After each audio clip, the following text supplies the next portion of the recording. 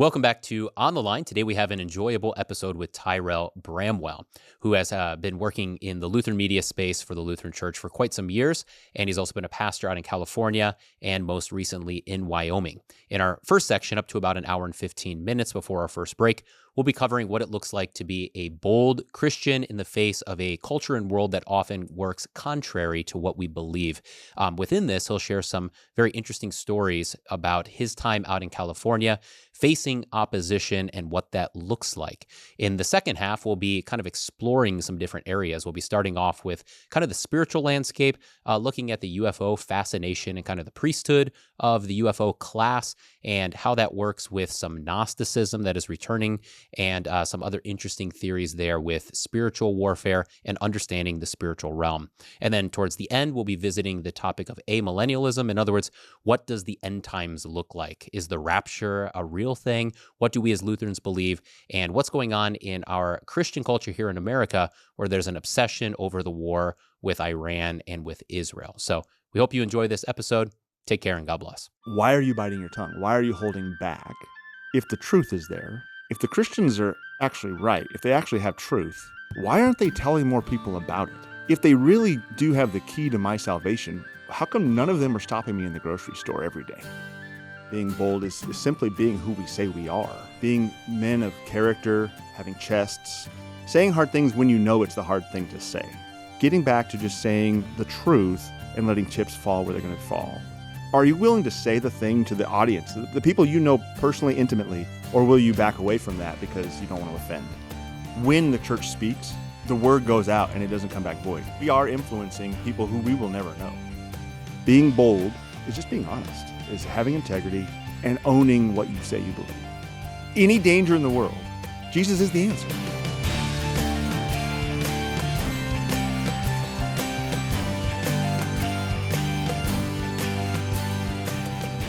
But yeah, so there's that strong silent type. I'm trying to think about, does that apply to the women as much? It definitely applies to a lot of the guys, which is weird for me because I'm a talker. Mm-hmm. Like I tend to talk and fill the empty void.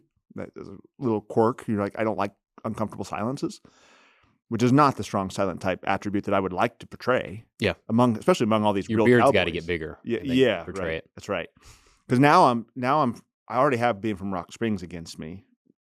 In the Wyoming culture, right? Because I'm from that, not really Wyoming, part of Wyoming. Mm-hmm. And now I'm in Lovell where they're actually real cowboys. Like the people actually go branding their cattle. And they are the strong, silent, gritty type. And I'm kind of feeling like a poser. Yeah. Like, whenever we drive out there, because we've been out there for a couple of recording trips and out to Casper and such, we'll go through some of these areas. And Josh Arndt usually comes with. And I'm always like, Josh, what are these people doing out here? Because it's just miles of just, cattle farm. Yeah. He's like, what do you mean? What are they doing? Like, they're just living on the farm. Like, because I'm just like, I need to go like talk with people. Like, contrary to what I was saying before, like I do need that social category within my day, but I don't know. It would be a good test of could I be on horseback? One, I'd have to learn how to do horseback, but could I do horseback just in these open fields for like 7 days and just be on my own? No, I don't think I could. I'd be on my phone, like calling people up, like, what do you think about this, Josh? Yeah. No, absolutely not. So in the oil field, we would have to be out there, not on the farm, but you're just out in the middle of nowhere for days. In fact, my first Christmas, it was the first Christmas as a married man. I think it was my first Christmas. I got called out to the job at 11:58 Christmas Eve. So 2 minutes before midnight, right? Before Christmas. I didn't get home until 3 days after New Year's. So I just got called out onto a job, and then the job went bad, and you're stuck out there, and you're living with 3 guys, and then we got the rest of the oil, the derrick and the rig, and the whole team of guys over there. But for our service company, 3 of us living out of a semi truck and a pickup truck with a cooler of Coca-Cola, a cooler of Coca-Cola, and whatever food you brought, and you're out there for how many days is that? That's like almost the entire Epiphany season, like Christmas and Epiphany, right? It's crazy. Bless my wife's heart. We postponed Christmas. It was just the 2 of us. We didn't have kids yet. We just did Christmas when I got back. But that was the year she got me a .444 rifle too. So pretty good. Nice. But so you have to live out there. Well, I only remember because there were so many milestones on that. It was the first, right? Mm-hmm. And pretty big gift. And then being out there in the middle of nowhere for all and even though this was before smartphones, I was using a Nokia, little QWERTY keyboard where you have to like hit the 5 3 times to change the letter you want to send and all that. So like no communication. So you were used to that. No, I guess yeah. So in my pastor back in those days, and I was still learning, fairly new into Lutheranism. He was ripping Issues Etc. episodes off of, I guess, the radio and burning them onto a CD, so I could listen to them out in the oil field because I was missing church. I was gone. And this was before podcasts. This was before all the modern stuff we have now, and so just pumping that Issues Etc. in there, and it'd be great. It'd be handwritten label, and it'd be like 5 hours. Yeah, and I could just put it in there, and away we go. So, nice. What else are you supposed to do? Read a book, and that's not in the oil field. Like, what are you doing, guy? Reading a book? Yeah. Yeah, I wonder if I could make it 70 years ago in the West. Oh, man. Probably not. None of us could, I don't think. Well, it'd probably be a little gravestone off the side of the road. Yeah. Brian couldn't talk enough, so he just died in the night, and we've had to put him over there. Yeah. Are we live, by the way, Bennett? Yeah, we are. Okay. All right. Well, we're back here with Tyrel Bramwell, and we've got a lot of things to talk about here. So looking forward to this because you've got can you name the podcasts that you've worked with? Because you've had a couple different ones over the years. So you've had kind of a media voice. You've been plugged into Lutheran media in different ways. Yeah, so I was on KFUO with Cross Defense after Brian Wolfmiller took over for that. He was doing that for a while, and then I took over for him. And my tenure at KFUO ended, and I went just independent. Truth at All Costs is the podcast now, and it's had a couple different iterations, but been 3 or 4 years of doing that. Kind of just evolving into just YouTube content. It's not really podcast particular, but for a while I was doing sort of a 3-segment, 1 hour long, 2 breaks in between kind of show, very much built off of the Cross Defense, like what they have at KFUO radio. So yeah, Cross Defense, and then Truth at All Costs, and I've done some local stuff when I was in Ferndale out in California. I did on a talk radio channel. I did some just community comment kind of things, stuff like that. So and we'll get into some of that here later. Another fun fact is you're now at the church where Jacob Benson was before. Yes. He's been on here a couple different times. He's at Luther Classical College, and now so you're at the church that he was. Yeah, so he moved down to Casper, and I moved into Lovell, and so kind of picking up that baton and loving it. We've been in Lovell since mid-January. Just got there this year, and after almost 10 years with a hiatus in between, but overall about 9 years in Ferndale with a little bit of an unscheduled sabbatical in there, working sabbatical. Yeah, and then so now I'm back to Wyoming. I'm from Wyoming, so I'm home. I'm in my home state, but getting the new rhythm, and the folks there are very much supportive of Truth at All Costs. In fact, I was going to shut down Truth at All Costs. I was tired of it. I was done with it because it was serving my ministry in Ferndale. I didn't think it would serve the ministry in Lovell, not knowing what Lovell needed or had or wanted. But as soon as I got there, it was very adamant. They were very adamant. It was very clear that they would like to see it continue. And so it's officially sponsored and supported by the church now there. So that's good. Yeah. And one of the kind of overarching narratives that we'll have here is what does it look like to be bold, which, I mean, you can see truth at all costs, right? That's been kind of part of your flavor. And so if you can just describe maybe what does it look like today for the church to be bold, and how that weaves into both your work in the media realm, but also your work there in Ferndale, because I know you have kind of an interesting story with your experience out in California. Yeah, well, we talk a lot about being bold in the Lutheran Church Missouri Synod, right? We use that language a lot about boldly confessing. And I think the best way of talking about being bold is simply being who we say we are, and not being ashamed of that when it's going to take when we're going to take flack for it. So having integrity, being men of character, having chests, saying hard things when you know it's the hard thing to say. When personally Tyrel is going to feel like I feel like a coward, like I feel like I want to shrink back, and to say it anyway, because it's the right thing to say. It's the Christian thing to say. It's what needs to be said in fill in the blank scenario, right? We have the truth in our church body. We're blessed to have such a strong confession and a history, a heritage of confession, even against threat of death, threat of violence, threat of whatever it may be. So what we need to do, and what I think being bold looks like in our context today as Americans, is getting back to just saying the truth and letting chips fall where they're going to fall, right? And this doesn't have to be big, grandiose things. Just, we're Lutherans, let's be Lutherans. We're confessional Lutherans, let's be confessional Lutherans.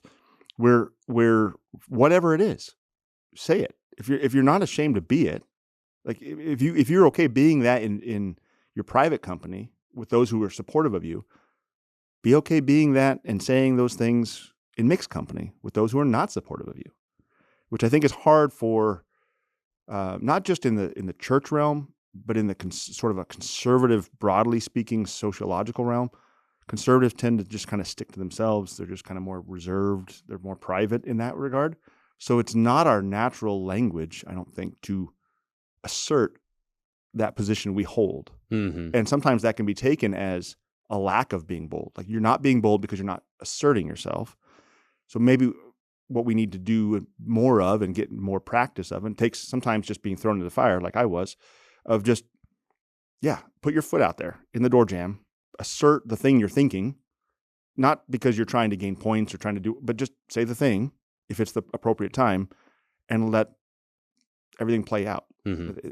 It's not a hard scenario to figure out. Just being bold is just being honest, really. I mean, the long and short of it is having integrity and owning what you say you believe. Yeah. And especially in our context of theology and confession and these sorts of things. And it seems like one of the other elements of that too is saying the right difficult thing, in that, like, sometimes it's easy to have one of the whatever, points that we would push, whether it's like marriage or some kind of social issue or sexuality and things like that. But it's easy to do that when we know the audience supports that, right? So sometimes we might think, like, for instance, if you're in like a really conservative bubble church and you are pushing back on something like marriage, and like you look out and like everyone's already aligned on that, and like that's fine to say, but that doesn't mean you're being that's not bold. Yeah, because you're speak. But like if they've got an issue with money, or if they have an issue with like kids' phone usage and whatnot, like, right. Are you willing to say that difficult thing in that context where you might actually get pushback, or do you just say the talking points that they already support, right? And they might be controversial over here, but you're not over there, right? So this is very much what Francis Schaeffer talks about, and I think he's citing Luther. Although this is one of those Luther quotes that no one can ever actually find. Mm-hmm. So I just prefer to give it to Francis Schaeffer because he's the one citing Luther on it. But how's it go? If you are contending for the truth on all battlefronts, except for the one where you actually need to be fighting, you're shirking your responsibility if at that moment you don't. I'm butchering the quote, but so if you're willing to talk to all the things that are comfortable, and you're, look, I'm being bold. I'm saying these hot button issues. Well, no, you can talk about homosexuality in our church because everyone's on your side. Everyone has your position. That's not bold. But if you go over there to the supermarket and say it to the homosexual, now you're being bold, right? Now you're on the fight. So saying the right thing in the right context. And this is very much like what pastors do in sermons, or we should. When you're preaching the law and the gospel to people, are you preaching the law that pertains to everyone outside the room? Like, are you willing to say the thing to the audience, the people you know personally, intimately? You're looking at the woman sitting 3 rows down from the pulpit. You know what she's going through. You know the word that she needs to hear. And are you going to shy away from saying it because it's going to hit hard? But then also the gospel is going to come in sweetly, right? Or will you back away from that because you don't want to offend? Yeah. And this is what we wrestle with as pastors, is how do we get that out? And I feel that. I think probably every pastor worth his salt feels that in the pulpit. And it's that same thing applies to how we engage just in general as churchmen, as Christians, going out into the world. I'm fond of telling my old boomer, lady members of the church, my LWML ladies, think about your Thanksgiving dinner and the relationships you have with the members of that table, and when you want to bite your tongue because you're afraid you're going to offend your transgender cousin's kid or whatever it is, why are you biting your tongue? Why are you holding back if the truth is there? And I'm not saying be a jerk, right? You say it with etiquette, you say it with appropriateness, but still say it because that person needs to hear it, right? And who is it? Maybe it's a Jordan Peterson thing or something, talking about exchanging temporal peace for eternal hardships or something like this. But this is the idea that why you don't want to protect your temporal peace. You and I have this conversation, and I want to protect Ty and Brian's relationship. So I'm not going to say the hard thing. Mm-hmm. But what am I exchanging that for? Well, in terms of salvation, in terms of what we're talking about, I'm going to maintain our relationship at the cost of you having one with Christ, at the cost of you knowing what is the right thing that God has in store for you, has His will for you. So we're exchanging a temporal peace for eternal salvation. Mm-hmm. And I would rather you have eternal salvation. And this is what I tell the ladies at the LWML or whatever for Thanksgiving. Wouldn't you rather your granddaughter who's trans right now know that that's not right, even if she'll never talk to you again on this planet? Like, even if that Thanksgiving meal is the last one you have, you did not exchange grandma-granddaughter relationship for Christ-granddaughter relationship. What's the better relationship, right? And that's a hard one. And you got to navigate that with a certain sense of caution.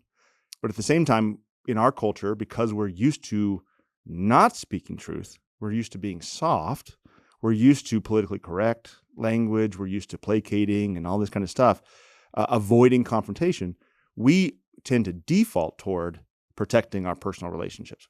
That's a good way to put it. I mean, and I think another element that adds on to that is, what is it like when John the Baptist, like Herod would come to listen to John the Baptist? Yeah. Right. And it's kind of one of these things to where everyone has some kind of innate natural law built into them to some degree, and it gets warped and whatnot, but there is still like a longing to hear that truth. And if no one speaks the truth, then they just get starved of that, which helps push them down the road they're going on. And I remember we had kind of an extended family situation where, not immediate family, but, mom's son is, he's going towards a very unhealthy lifestyle, and you can tell like mom's not happy with it, but she feels like she's supposed to be supportive and whatnot, just doesn't really know what to do. So and all of the family around is like, oh, that's nice. Like, well, good for him. He's finding himself and stuff. And you can just see like, they can say that comfortably because it doesn't actually affect them. Right. This is like a distant nephew kind of a thing. It's like, they can say that, but mom can't really wrestle with that. But everyone else being like, oh, that's good for him, is making her feel like even more of a jerk if she were to actually just go with her own conscience and be like, I love my son and he's my son and I don't really love this and I don't know how to speak to this. Yeah. So she needs someone in the room to be like, yeah, that's really tough, isn't it? Like, that's not healthy for him, is it? And she'd be like, yeah, that's not, Yeah, that's the social pressure we've lost, right? Yeah. The knowing, almost the shaming. Yeah. And I want to be careful using that language of shame, but when our whole society, by and large, using broad strokes, was Christian, or at least had a moral framework that we would recognize from the scriptures, people would speak up and say, oh yeah, so-and-so's living pretty bad, right? And then that would encourage mom to be holding to her own conscience that she already had, right? Mm-hmm. But now it's the opposite now. Now people are endorsing the wayward, immoral lifestyle. And so then the parent, and this goes all the way down to like your kid having a phone. Like, it doesn't have to be some major scandalous thing. But, I remember when I was living in Fort Wayne, hearing of people who moved across country to go to Redeemer Lutheran Church because they wanted to raise their kids in that culture. Mm-hmm. And we were in a potluck kind of food line, and I was getting to know the guy, one of these guys who moved across country for that. And I asked him like what brought him there. And he said, I know my weaknesses and I know the social pressure of our society. And if I'm raising my children according to that social pressure, I'm going to give in and I'm going to raise my kids poorly. Mm-hmm. But if I raise my kids according to this social pressure, it's going to actually fortify me where I'm weak. Yeah. I loved it. Right? Like, that's great. And you need that for parenting because it's, I don't know, it definitely hurts when I see like Lutheran schools where you'll have, one parent that's like sixth grade, right? And they're like, I don't want my son to be, playing online video games and having a phone, but all the other kids play online video games. All the other boys play online video games and have phones. So what that means is for that parent to stay steadfast in what is right, like your sixth grader does not need a phone. They shouldn't be in text groups and all of that. Like that's poison for the mind in a big way, Video games, figure out how to do that. I mean, there's some room for video games, at some point or whatnot, but certainly like these 3 hours a night of like online shooting video games is Right. not great for your sixth grader. But now for that mom to do that, to be the right parent, now her son is ostracized from the whole community. Yeah. And it's like, okay, if the world goes that way and that's what it's like at a public school, like, I guess. But if that's what's happening even in like the church structure, then we're not actually supporting parents to do what parents do, and because we won't talk about these difficult things, Yep.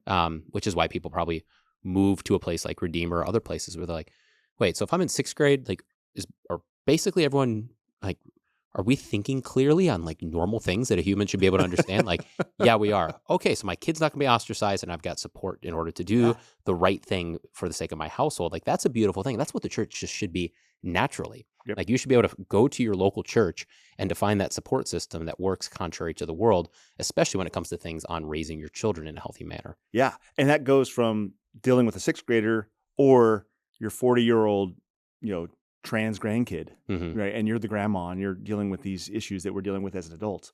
That's what church should be. It's different from the world. It is a culturally different place, and it always has been. That's what it's always supposed to be. Israel was that in the Old Testament. It was set apart to be the witness to the world of this is actually what God's will looks like. This is actually what life, as best as we can on this side of the resurrection as sinners, we are framing our lives intentionally this way for the social good of everyone around us, right? I was just reading an old Lutheran Witness article. I had to download the PDF on my phone for the flight over because I didn't have any, Wi-Fi. Speaking of like earlier being out in the range for 7 days with no communications, I was reading an old Lutheran Witness from 1918, and there was this little anecdotal comment for the Home and the Hearth section of the Lutheran Witness, and it was talking about bad company corrupts good morals, right? And it was a father's example to his daughter. And he's saying to the daughter, you shouldn't be hanging around with these type of kids.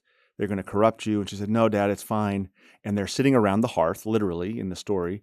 And he's pointing to the coals in the fireplace. And they're talking about how the coal is not burning bright. And he said, don't worry, that it's not like that coal. It's not going to, burn me. I'm not going to get, I know what I am, Dad. You raised me right. I'm not going to get burned by that fire. And so the conversation goes on. The dad grabs the tongs, pulls out one of the coals from the fire. His daughter is wearing this pretty frilly, nice, 1918 sort of dress, I suppose. And he says, hold out your hand. And the daughter says, well, why do you want me to hold out my hand? He said, it's fine. It's not going to burn you. You already said it's not going to burn you. It's fine. And it is cool. And he puts the coal on her hand. And she's holding it, and he's keeping this conversation going about the bad company and the good morals and the corruption. And then he grabs the tongs after she has been holding it for a minute, and he didn't have her do anything with it. He takes the coal back, and then keep the conversation going. And then he says, "Look down," and just the residual coal, just from grabbing and handling it, she's all black. Her dress is all ruined, soot's everywhere. And he said, "It's not just the burning that's the problem, but now you've been blackened." By your corruption, by this corruption that's happened. So we tend to think about things in the very hot sense like that. Like, oh, I'm a Christian, so I can be friends with that people or those people, or I can do this thing or that thing. It's not going to affect me because I'm a solid Christian. But we don't see the blackening, the soot that's coming along with that. And after a while, that's what jades us and corrupts us, and the bad morals seep in. So with being bold, we need to learn, whether it's the grandma or the the parent raising the kid, of how to, because we're swimming against the current. How do we speak the truth when we don't have the social pressure on our side? We are not swimming in the Christian pool. We are swimming in an anti-Christian, a post-Christian pool. And so then, how do mom and dad, who are not in a Redeemer situation, who are not in a Casper, Wyoming sort of great situation where everyone is like-minded there, how do they still say the right thing? How do they still speak truth?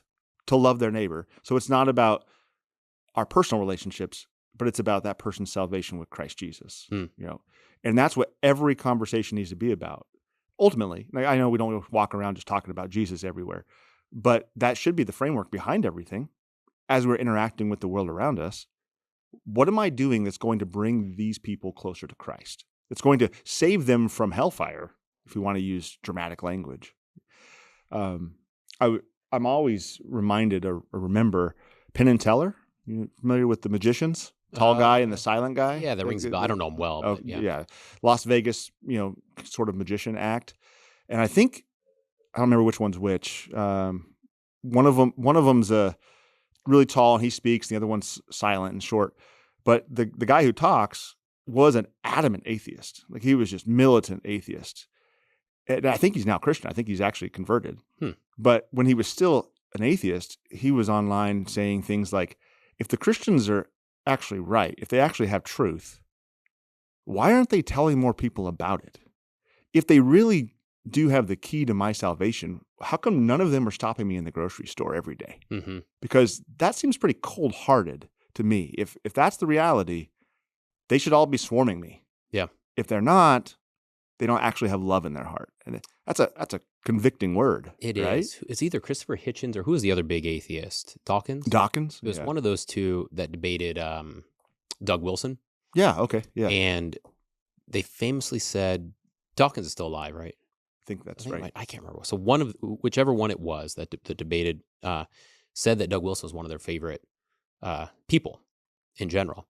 And the reason is because this guy's debated a lot of different Christians, but he's like, Doug Wilson was the only one that after the fact would reach out on a regular basis and like continually like cared about not just like, hey, how are you doing? But like, I really want you to believe what I believe, not just to score points in this public debate that we're doing, which had its purpose, but like, I actually want, and he said, I respect that because for a lot of these other people he engaged with, it's like, and there's vocation. Like, is it every person's vocation to reach out to Hitchens and try to convert him? Not necessarily so, but he was making that same point of like, if you really believe this, are you really upset that I don't believe this and that I'm destined for hell?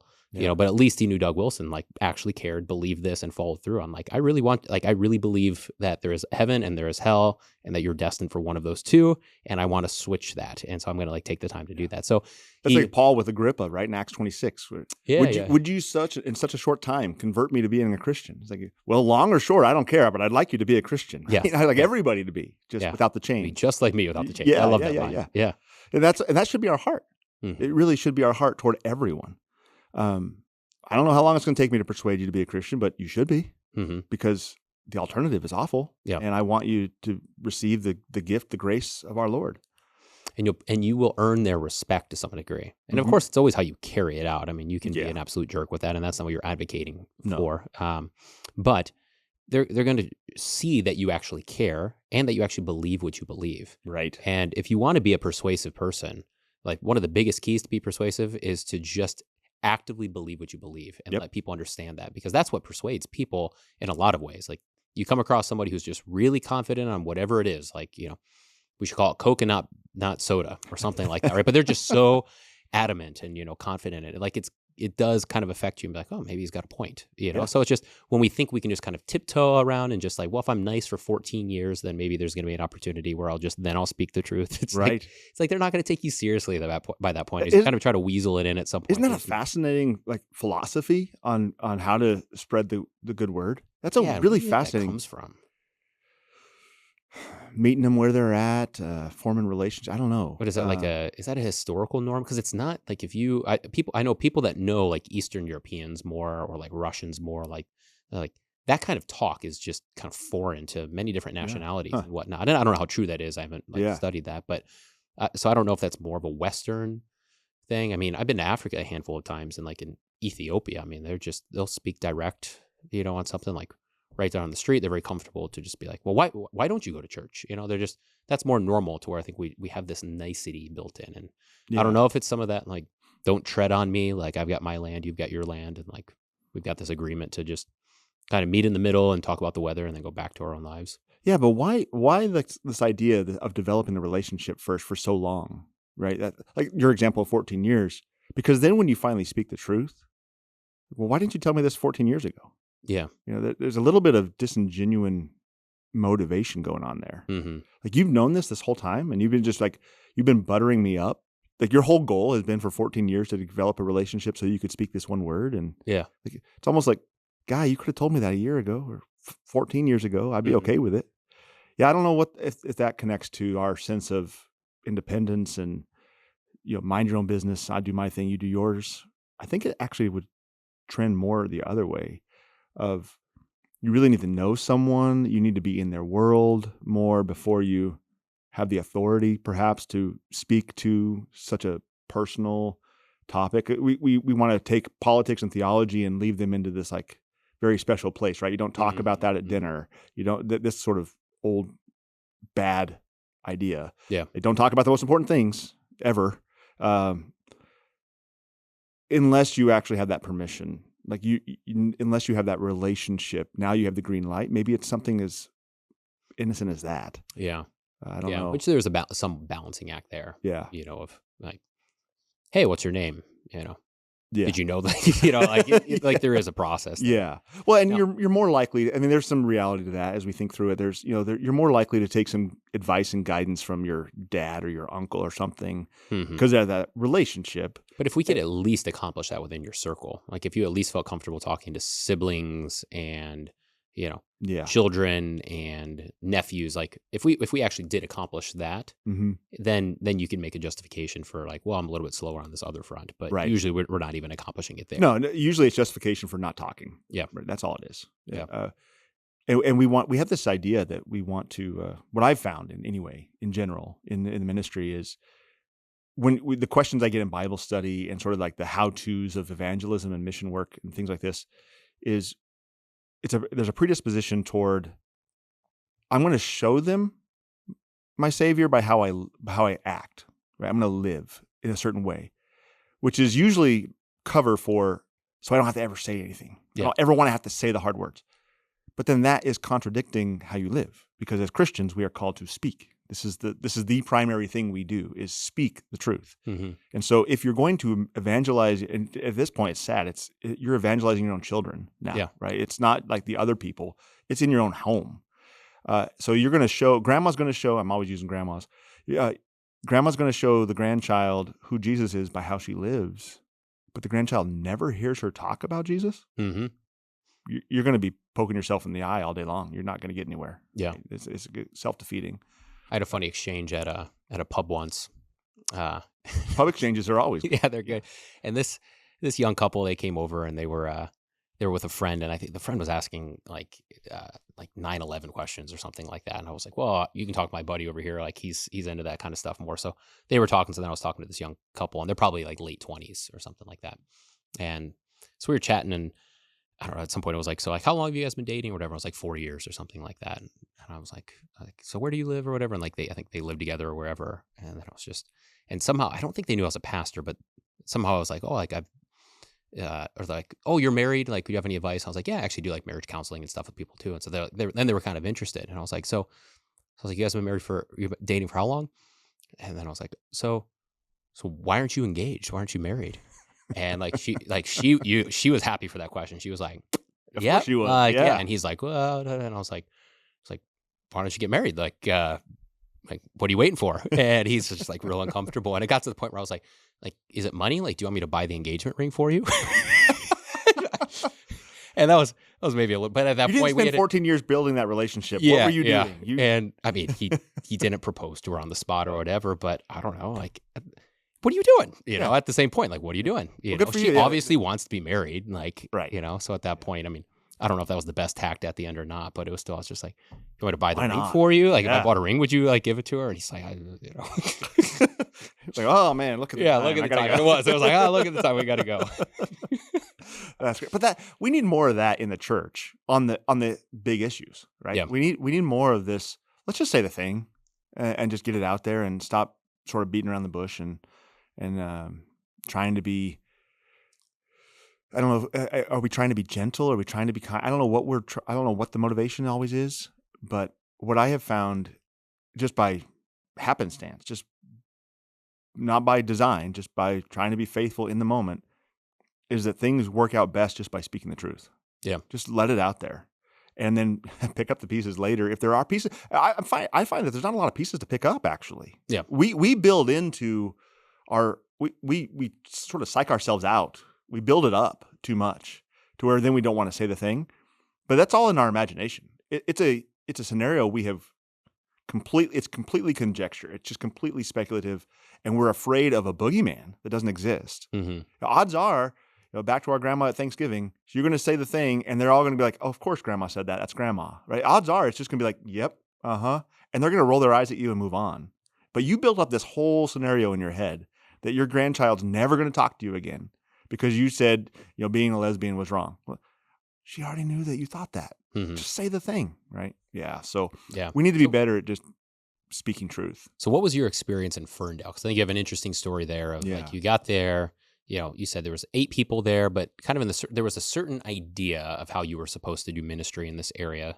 Yeah. Right. And what you actually did, can you just kind of tell that story? Sure. Yeah. So, the idea was, meet people where they're at, move slow, love the community. The pastor was meant to be, and I get this very much from the world. By love, you mean like affirm the community. Yeah, affirm. Yeah. Yes, very much that way. Be a part of the community. And don't rock the boat. Yep, exactly. And so to the point of like, in Ferndale, I was writing kids' books called Ferndale Fairy Tales so that we could have a sort of a presence in the Chamber of Commerce and show that we were serving the community and we were wanting to do all these outwardly social acceptable things. And, the first 3 years of ministry there, doing all the things the way you're told to do them by the district, and CNH district out there, trying to just walk alongside people, all the different phrases, all the cliches. Mm-hmm. Not that the butt in the pew is the metric, but over 3 years, one person joined the church in that measurement, right? If we're going to use that measurement. And neighboring churches that were doing the same thing were shutting down, right? Yes, and exactly. And the whole time, in this area, in my circuit, when I got there was 3 churches in the circuit. Mine was down to about 12 people when I first got there. And then I actually left, went to the seminary and came back. And when I came back, there was 8 people there because we had buried a few. But in this circuit, we had one up almost by Oregon, one in the town called Arcata, 40 minutes north. The biggest city of the county was in Eureka, in between us and Arcata. It had closed in 2001, following all the normal sort of procedural ways of how you're supposed to do ministry. And then in Fortuna, they had closed in something like 2011 or 2014, something like that. So what we were seeing is, and even in Ferndale, the previous pastors, they had done block parties, they had done date nights, they were babysitting for, your mom and dad could drop the kids off, and they're providing all these services.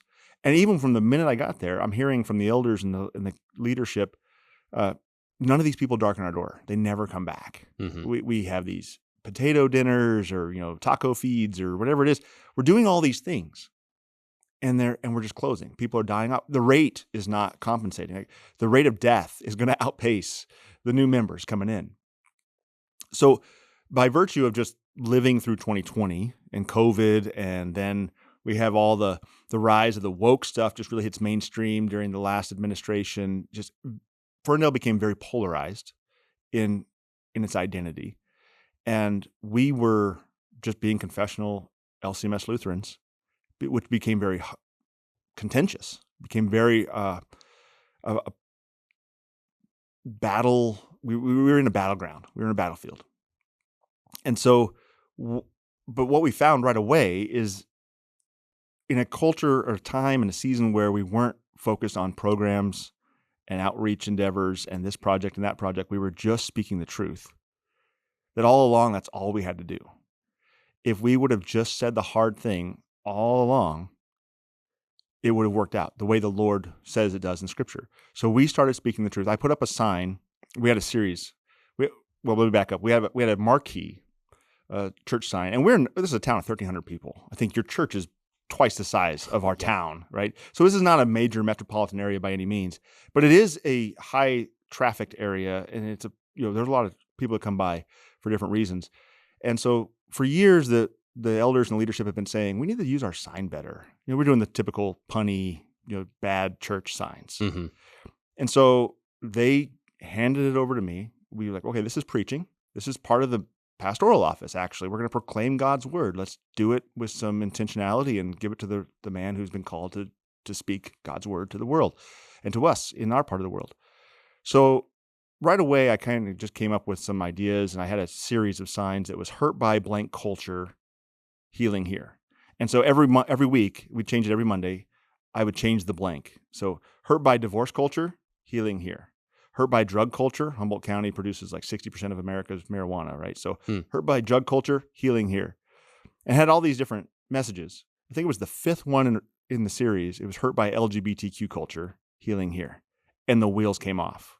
We had a protest out front. That was too much, too far. They wanted to cancel us. They tried to shut us down over and over again. Everything we did for the 5 years after that, constantly had the leftists trying to shut us down. We had a conference out there. We were supposed to have it up at this resort center, which was owned by the Native Americans in town. It was on the reservation, but it was the most affordable conference place to have it. And all the squeaky wheels went to town, and they didn't want to host us there because we were like colonial haters. We were not the right people. Yeah. So anyway, they were constantly trying to flank us at every move. But we just kept speaking the truth. And it was constantly a balance between strategy and just simple biblical naivety. Can we just trust the word? So a sense of strategy on one hand, but also intentionally not being strategical on the other, just sort of being a little bit reckless with, well, the scripture says, so can we trust that? And what we found was the Lord just brought people in steadily for 5 years, one after another. We had a couple seasons, like when something would happen, some big to-do would happen, we get a lot of press, we'd get sort of a big influx. But then some of those people wouldn't come back. Like they'd kind of, you get the wave and a few stick, but even up until I took the call, when I got the call to Lovell, we were in the middle of doing so many different catechism classes. I could never get anybody out there in California to commit to a one time a week. Like I had to go one-on-one to everybody. I was doing family by family. Nobody could get their time schedules to line up. So I had something like 35 people going through catechism in several different groups when I got the call to Lovell. And I was like, I don't know if this is the right time to be taking a call. Yeah. So thankfully, the call, I didn't leave for 6 more weeks. So I had plenty of time to sort of wrap some stuff up and things like that. But for 5 years, and every time, as pastors do, inquiring, getting to know people, learning how they came to your door, every single one was, well, you spoke the word, and then you backed it up by just holding to that word. Mm-hmm. You didn't cave. You didn't capitulate to the culture. And you weren't a jerk about it. Although if you ask the haters out there, I'm the biggest jerk on the planet. But no, when you look at it, and we're not getting just like-minded people. We were getting converts from the left. We were getting people who prior to would have called themselves liberals or progressives or leftists. And then I had one wonderful woman. She's there with her fiance, and they're in their mid to late 50s. And I was happy she was clearly a California sort of hippie. I don't want to say that in an insulting way. This woman's a beautiful person. But when she first got there, that would have been what you would have called her. And I talking with her, she's like, "Oh, Pastor, don't have to waste your time trying to convert me. I'm just here for my fiance. I'm happy to sit in the pews and sing hymns with you guys, but nothing's going to come of it." I was like, "Okay, I'm glad you're here." Mm-hmm. Well, then by the time we're getting through her catechism class, it's like, "Well, what happened? What changed?" It's like, "I was steeped in the word. And all the things I heard about you, that you were this jerk, you were this hateful bigot, all these things from my friends, within a couple of weeks, I saw that that's not the pastor I'm seeing every Sunday." So it's a perception issue, right? Mm-hmm. And then it's what we expect. When you're soaked in the word of God, it's going to do its work. Mm-hmm. And so everybody would say, "Well, we're here because you spoke the word and you mean it. And we can see it's clear that you believe it.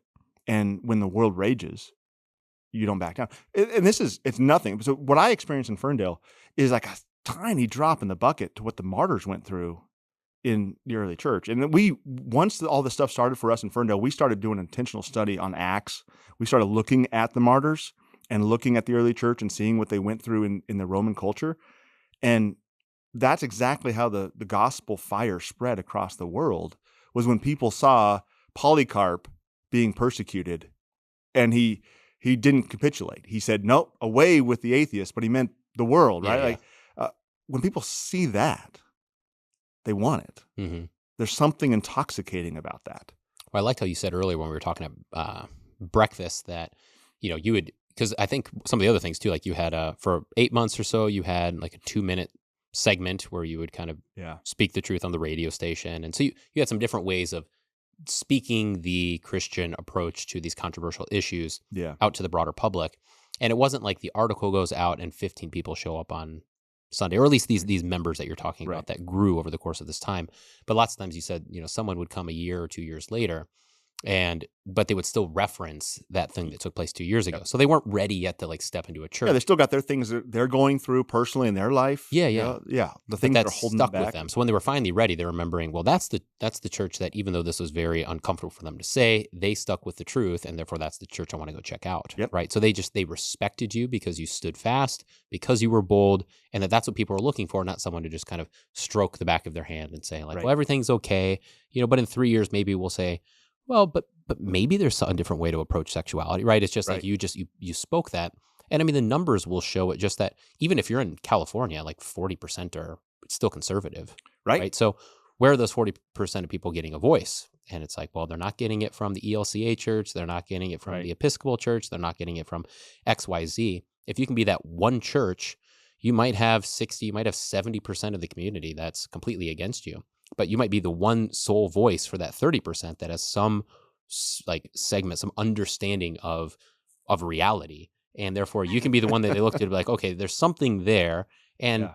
and speak to that and go from there. Right. Yeah. But if we just don't speak to anything, then we're completely irrelevant to be in town. Yeah. And then, we got to remember, we're not just measuring this also by the people coming into the door. When the church speaks, the word goes out and it doesn't come back void, right? Yeah, So we are influencing people who we will never know. Whether that's through a broadcast like this or on a church marquee or something like that, the word is going to be the pea under the princess's pillow, right? It's going to be there. Which is P, like PEA. Yes. Fairy tale. Yeah, I know sorry. I know the one you're talking about. Yeah. So it's going to cause a disruption that will be noticeable, right? And so, in fact, in a culture like California, that's what they need. They need people who are willing to speak the truth and never see any sort of practical consequence of that in their life. Because that word, that idea is going out into a corrupt culture, and it's going to reap some sort of there's going to be a harvest from that somewhere, somehow, some way down the line. Not just the people who come back into your own pews, which is what I love about like sort of the truth at all costs and what you guys do, what we're doing online is the beauty of it is you don't know who you're impacting. It takes a lot of the pressure off in some ways. You can just be honest and just say things because, for me, I'm always saying it in an empty room. You have a guest on your show, but I'm just talking to a camera. Poor Bennett here. He's front row for all of it. Yeah. Bennett's probably the strongest theological person on the planet. He's writing a book. Yeah. He's getting his PhD. But I had a member at Lovell tell me that recently, that her husband's been binge watching all my back episodes. I'm like, oh, Lord have mercy. I'm sorry. What did I say 2.5 years ago? Yeah. And I said, oh, she could sense it on my face that I was uncomfortable. I was like, gosh, sometimes I forget people are listening. Yeah. Because I'm just talking to an empty room. But what that allows me to do is just be honest. I'm just saying the thing I would say without any partiality, right? Partiality is sinful. We're not supposed to start tailoring this message to the ears that we know are listening. Just say the thing. Yeah. And the beauty of that with our way of broadcasting, like the broadcasted seed, is that I'll never know if someone in Papua New Guinea heard it or, Zimbabwe, and it had an impact on their life. Praise be to God, I'll never know. Yeah. I don't need to know. Yeah, it's good stuff. Bennett, can you look up documentary Christian movement in California? Do you know what I'm talking about? There's a documentary. What's popping up? The Jesus music. Might have been the Jesus. I think it's the Jesus Revolution. So 5 years ago or so? Yeah. Do you know about this? I was going to ask you about this. Just vague. So it's kind of like me. I've not seen it, but I had there was another pastor who was talking about this and just really excited about it, and then he was explaining it kind of in depth to me, and it was just this.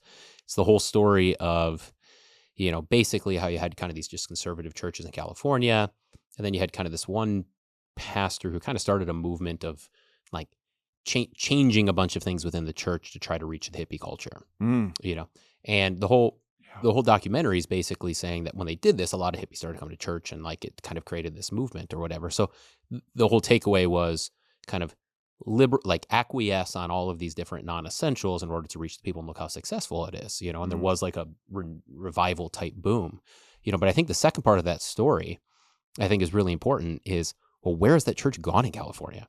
And the answer is it's gone, right? Yeah. So it was a quick spark boom, but there wasn't any lasting effect there. Right. California is not a well church, like these areas where this took place, like this it's not the case anymore. So there is something to where like maybe you do this like right strategy and you just kind of bring in people and you get excited because you're bringing in people. But if you don't have that bedrock there or that real ethos, or certainly something that's rooted on the eternal word of God, it's going to be a flash in the pan. Yeah. And that this is not the right way to do things. You might get short-term results if numbers is, kind of your goal, which is certainly a metric to take into account.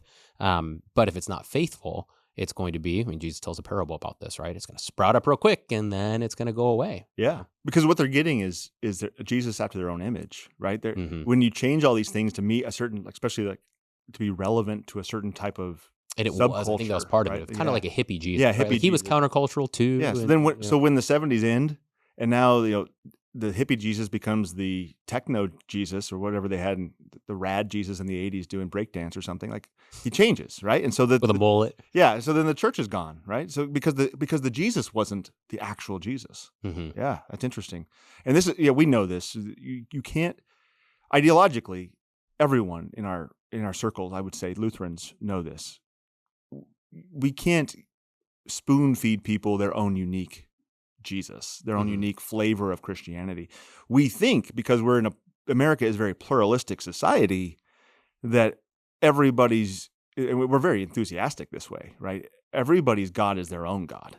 Mm-hmm. I don't know about who Brian's God is, but he's not Ty's God, because Ty's God looks just like Ty and does all the things that Ty wants to do, right? And is okay with my sins are not a big deal to him, but my God hates your sins. Yeah, it's that sort of thing.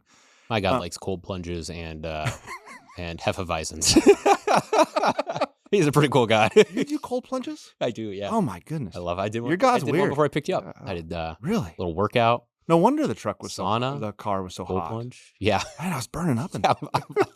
I'm warming up, cool. And you're sweating. Yeah, yeah. So, but no, the pluralism and all that kind of stuff. This is what is plaguing our people. Is this individuality, this uniqueness, this everyone's road is different. And who am I to say that? And that gets us back to this idea of like developing the relationship and thing. Who am I to say? Well, you are actually a Christian. That's who you are to say. Mm-hmm. And that word will not get to that person's ears unless you do. Yeah, you need to say it. So it's kind of maybe another example. One of the things that kind of gained a lot of attention that you were dealing with was a church nearby that was certainly taking not only a different path, but like a hyper different path. Oh man! And if you can, I think this may be a good time to kind of talk about this, because this would be an example of something on the polar opposite, and even well beyond the bounds of what would be accepted as like a internal discussion, which obviously there's a lot of internal discussions on these different areas within the synod. But if you can just tell the story, because I think it's to me it's just fascinating as far as the misstep goes. Yeah, the neighboring church, the neighboring LCMS church, was in a 40-year-long unionistic practice with an ELCA church. Like they shared pastors. They remained ELCA and LCMS, being served by either an LCMS or an ELCA pastor. And at the time of my stuff that was going on in our battle with the woke, they had an LCMS senior pastor and an ELCA assistant / associate / just kind of helper guy, depending on who you talk to. But they completely embraced all the rainbow things, all the left stuff, because you're going to be, ELCA, LCMS church is going to be ELCA in that regard. So we had this unionistic practice happening 40 minutes up the road, and it had been going on for 40 years. 40 years. 40. Yes. The entire time the Israelites were wandering in the wilderness, this church was in a unionistic practice. Now, it had developed gradually. When the synods, all sort of the micro synods became ELCA and this kind of stuff. So it had some sort of understandable beginnings. There was a right of way sort of eminent domain kind of scenario with one of the church buildings, and so they one of the groups lost their building, so they joined with the other one temporarily, and then it just like snowballed. Which is more. I mean, there's situations where a church will rent out its space to another church. Right. They don't have so that's they never pumped the brakes when they should have, when things developed to the next level, and it just snowballed. And to the point where when I was talking about it and trying to get it dealt with on their website and in their publications, every time they were advertising their activities, they were praising and prizing themselves as being this like standout LCMS ELCA. They owned it. We do church right. And it was right on there in all their marketing and branding. We're not like the other LCMS churches. We're cool with the other kids, kind of a thing. And they owned it. And so because they're extremely left, and we found ourselves in this entrenched war with the left on the social issues with LGBTQ and BLM and all the different things. There was some, this is, Brian, to the point where my leadership, my president of my congregation's sister lived in Ferndale, but because this had been going on for 40 years and this was the norm and everyone saw this as okay, when I was there and I was not that, she was driving, she wasn't coming to the church in her own town. She was driving 40 minutes to go to the more loving, friendly, hospitable church, right? So our solid LCMS people are being corrupted into this because they've been fed this idea that it's okay, and they're getting the impression from the district that's allowing it to happen for 40 years. Like, it's obviously not a fire to be put out. It's endorsed. It's okayed. With every new pastor, it's protected, and to extremes even. So you had an LCMS congregation and an ELCA pastor is preaching to them on a Sunday. Yep. Yeah, regular basis. And so at one point, a news article was written about us standing against we did multiple Pride months. We were, every Pride month we would start speaking again. It became something we did. And one Pride month, the newspaper, the local Ferndale Enterprise, was trying to sort of jump the gun and be proactive and be ready for be the us. First one. They knew it was coming. Yeah. And so they interviewed all the other Lutheran pastors in the area. Well, we're the only LCMS, except for this unionistic one. Yeah. So all the pastors he interviewed were all ELCA pastors, just slamming us for our standard run-of-the-mill LCMS positions. Nothing crazy. Mm-hmm. And so what ended up happening is we had the ELCA pastor of a member church of Synod, an LCMS church, openly attacking two other members of Synod, me as the pastor and the congregation I served. So this then became a district issue we had to deal with. And that then snowballed into the district not wanting to deal with it and not going through the steps. And in fact, protecting actually what was their child, right? They had 40 years of owning this. So there's the egg on their face. Mm-hmm. And when I started putting pressure on the district president to deal with this, I got things like, I was told, this is not your business, stay out of it, things like that. And thankfully, I had a connection to another district president outside of the CNH district, and I shared with him an email I got from my DP. And I said, I'm a little, this communication strikes me weird. I had asked for him to come up and put an end to the unionism in Arcata. And not only on my behalf, but on behalf of all the saints that had been living in Ferndale and in the Humboldt County area for 40 years. Please come deal with this. Please be responsible to your office. And he responded with an email that said, okay, I'm coming. These are the dates, this kind of stuff. Let's schedule it. But there was a tone in there that seemed off. So I forwarded it over to another DP and said, what's going on with this? And he replied back. He called me back and said, you're being investigated. I'm being investigated? He's like, this is the language, this is the vocabulary we use, the COP, when we are trying to establish what's going on with this guy. It's like, but I'm the guy needing help. Like, I'm asking for support. He said, yes, but what you're getting is he's coming up to investigate you. Okay. So I had nothing to fear. I'm standing on the word of God. Yeah. I'm not the guy in the 40-year unionism, right? I'm just trying to serve the sheep who are being misled and mistreated. So in my congregation. It's literally the definition of a wolf in sheep's clothing. Literally, yeah. And so he comes up, and I did not tell anyone else in the congregation this. I just kept that to myself. and he comes up to do what he said was going to be fact finding and to gather the nuts and bolts on the ground information so that he could then go up. He stopped at our church first, and then he's going to go up to Arcata, and he's going to express to them the hurt that we're feeling and this sort of thing. And so he wanted to get our information first, so he had a good read of it. Well, he shows up, and he didn't ask for any input. He just talks for an hour and a half, just telling us stuff. And the members, and I'm just sort of hands off, letting things ride. And the members are just looking around like, what is going on here? And they finally start asking, when are you going to put it in? Like, what's the timeline? Tell us when, according to the bylaws, when can we expect this to be terminated? Mm-hmm.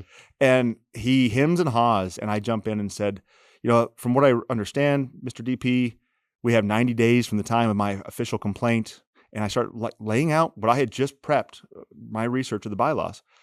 He literally shifts in his chair. I'm standing to the left of him. He shifts in his chair so he can't see anybody. And he just daggers at me for daring to mention the bylaws that would hold his feet to the fire. The next day, let me back up a little bit. In that conversation, after that moment, things did get very intense toward asking them questions about, are Democrats allowed to come to your church? And everyone's like, yeah. Pastor Bramwell doesn't have a problem with someone of the homosexual persuasion coming to your church? No, he wants to preach to them the word of God. Everyone can come here. What would you say is the number one message that comes from the pulpit under Pastor Bramwell? Christ crucified for the forgiveness of our sins? So these kind of questions, he just got very blatant about asking them.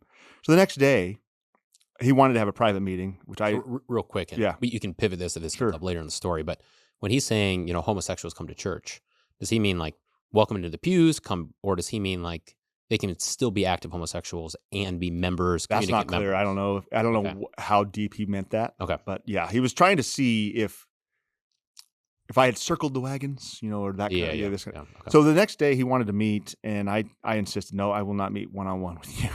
I'm going to have an elder present. I need to make sure that this is as transparent as possible. And the first question was, why did you bring up the bylaws and the time frame? Why would you do that to me? Like, well, because the 84-year-old man asked an honest question, and there is an honest answer, and you didn't want to give it. I said, and then, being a little bit of an operator, I shifted to, I thought I'd help you out, but I didn't know if you knew the bylaws. Like maybe you didn't have time to research it. So because it means so much to me and we're in the middle of this, I figured I could throw you a bone and help you. Eventually he goes up the road and this is still 3 years out from dealing with the problem.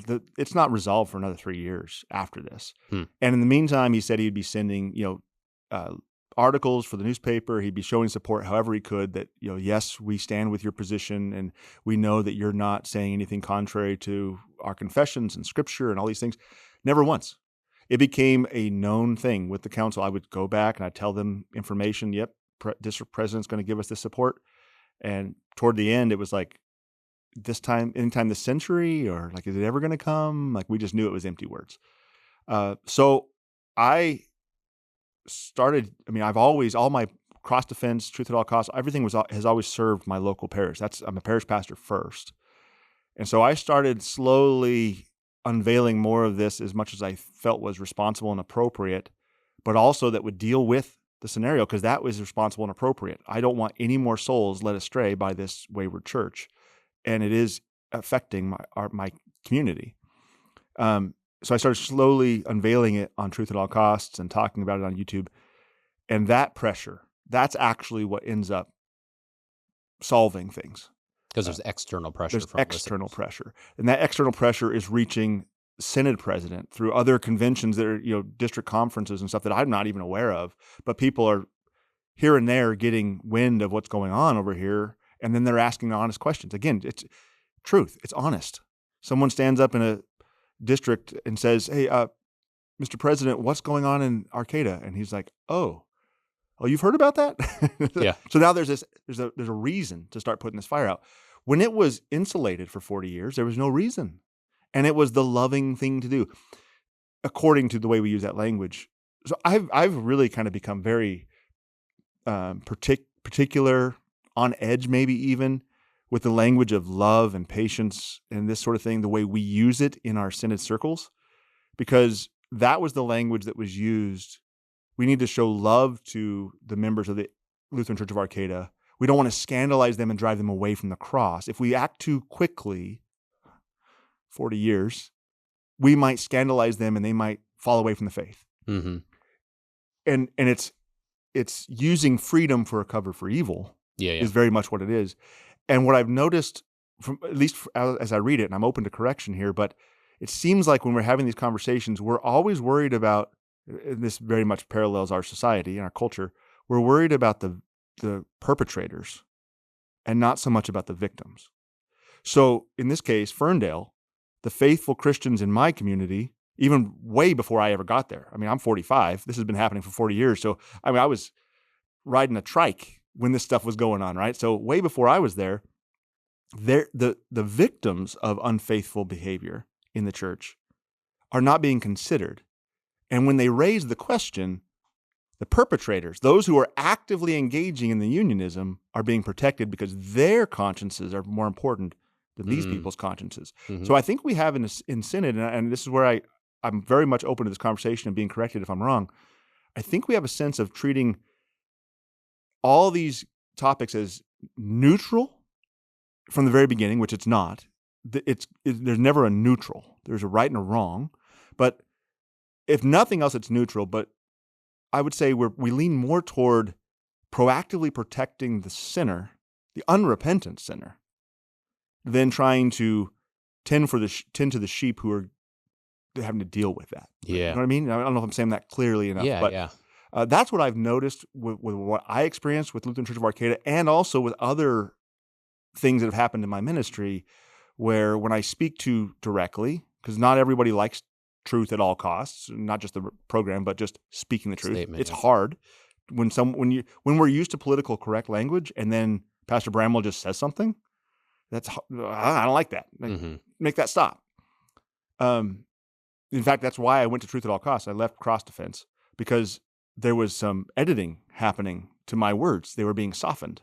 And I was like, well, that's not appropriate. My words aren't, if you can show me that my words are not in keeping with our confessions in Scripture, I will change them openly myself. Willingly, I'll change my language.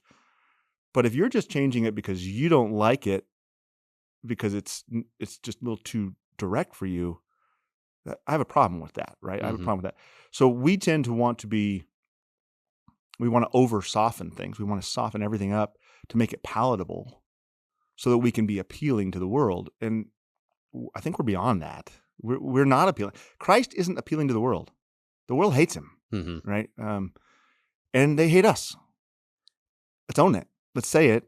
And then let's start gathering his sheep and protecting them from wolves. So Lutheran Church of Arcata, some stuff happening even within other arenas.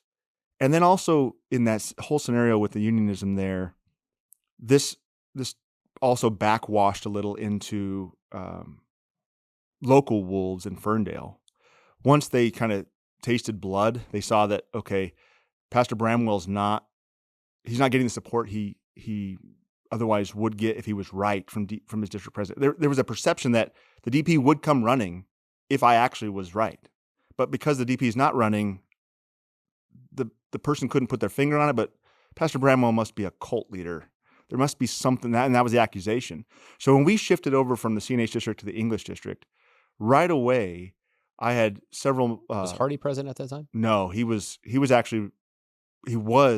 was on his way out. Okay. Right? He was the DP that was helping me interpret so well.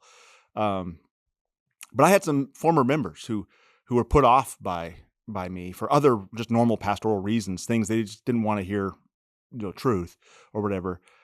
They tasted that blood in the water, and so as soon as we shifted over to the new DP, they sent emails to the new English district president telling him how much of a cult leader I was, and I was doing all these horrible things that were not in keeping with the LCMS. And he was like, as a good DP, he was like, well, tell me more. Like, what things is he doing? And there was nothing there. It was a nothing burger, because they had sensed that, well, since the CNH district president didn't want to come to his aid, He must be this rogue outlaw. Which again, all that speaks to the freedom being used as a cover for evil. What are we communicating to people when we do have the faithful guy there who doesn't really have a dog in the fight other than he's a pastor? Like I don't want to live in Humboldt. I didn't want to be. I mean, I'm there because my Lord sent me there. I don't have roots there. I have no real reason to, other than Christ, to love these people. I'm there for one reason. And then when I speak up and the system doesn't want to support that or rally to the truth, it does communicate something, even to those who, like these guys who became wolves, they were on the fence at first. Like they could have gone either way. There was a situation like that, and they didn't see the support of district. So it's one of the factors that tips them away from. Yeah, well, it's kind of like the example we gave earlier of the mom. She's kind of distraught about the son. So if she were to the social pressure, speak out, but then if aunts and uncles and everyone else rallies against her, right? Now she's just completely left out to dry, right? Like you need some kind of communal support. Same thing with like if your kid's the only sixth grader not having a cell phone into these text ones. Of course, sixth grader is not happy with mom. Right. But if everyone else has rallied against mom, then it's really easy for mom to become demonized in the process, and it creates those divisions. But it's going to be the same way in this type of situation, where if you're left out to dry, and in this case, it's like you're actually just you're speaking something that's so obviously part of what the else like we're not like this isn't even like a questionable gray area type situation. Yeah, no, it's this just clear, so clear, cut and dry, and for you to be speaking that and then not to get support. It's going to create, like you said, a certain level of animosity from some people that are like, well, maybe he's off here, right? Yeah. And those are souls, right? Mm-hmm. Those are consciences that we have been charged to care for and to love. And so it's an inactivity that is action, right? Your inaction becomes action. Yeah. All inactivity becomes action. Yeah. Yeah. Mm-hmm. And so, I mean, there's a whole sense of responsibility that I think we lose. We sort of disincarnate, if we want to use that kind of language, with our bureaucracy in our synod. With the layers of formality and structure and the way we can behave that is sort of like 3 times removed from Scripture kind of stuff. And I know there's a place for it, and there's a reason for it, and there's sort of we got to have a policy and protocols and stuff. But on the ground, the boots on the ground, there needs to be a reality of like when the troops call for help. You got to send help, whatever that looks like. For us, it just needed to look like, yep, that's what we believe. Yeah, and that was it. Yeah, So bringing it back to the unionism in Arcata, it's crazy. They did finally disband. They voted to leave the LCMS officially, and so all the members who were holding on to their LCMS sort of status, I guess, became ELCA, and which is sad. Because the CNH district lost, that's the 3rd church. So Eureka closed, Fortuna closed in sort of unrelated but spiritually related reasons. When your whole circuit is really weak and capitulating to the world, people don't come to church that often, and so you end up closing. So, and then Arcata voted to leave, and then Ferndale, moved to the English district. So that district lost 4 churches in a span of 25 years, which is sad, horrible, especially because rural Northern California, there's nothing out there. Toward the end of my time there, I was openly saying, and this was rubbing some people the wrong way, that we were the only faithful church in the entire county. And they're like, well, what about the community church and the Baptist church yeah, we're the only faithful one. We're the only ones baptizing infants. We're the only ones with a real presence. We're the only ones. And so, if all those churches in these small little pockets of these rural areas, because we're so worried about meeting people where they're at. We're so worried about all these different things on clear-cut issues. I'm not talking about the gray stuff. I'm talking about clear-cut issues. We're basically handing the sheep to the wolves, and then we're just like, well, our churches are closed, so we're moving on.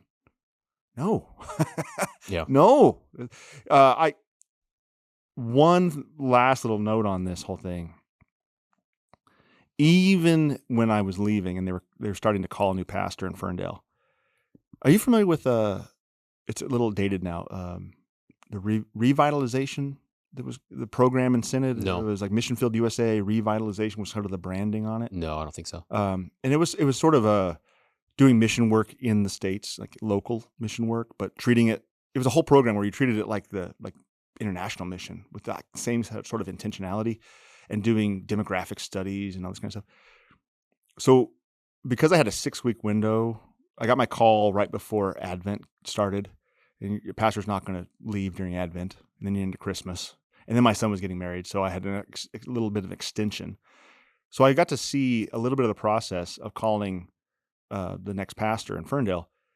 And one of the first steps with this is a solid district, right? English district, solid district, was this survey that was taught the people to bring this survey to their neighbors. What would you like our next pastor to be like? I was floored. We had just spent 5 years, our neighbors calling me a hater, calling me a bigot, saying Missouri was all these awful things because of our positions. And then the first step was, now go ask those people what they want the next guy to be like. I was floored at the reality of that, because we don't do mission work that way. We don't establish churches that way. We're not culturally oriented. We understand, like as I was saying earlier, we're a set apart culture. We are to create a culture that it actually is probably going to rub the neighbors the wrong way, right? Do we do that on purpose? No. We're just being ourselves, living our lives. But if they're doing all the debauchery, they're going to malign us for not joining in, as Peter says. So this idea, even within solid districts, that we go and we ask our neighbors what they would like, is just more of the same recipe for failure in my mind. Yeah. We got to be careful about that. That is not, to your original question, how to be bold. It really should be actually the opposite. Let's give a survey that says, what can we do to piss you off? No, we don't want to be like that. But it would be, yeah. I mean, those that are calling upon Christ as Lord, what are they looking for? That's, that would be an interesting data point, right? What is the actual church looking for?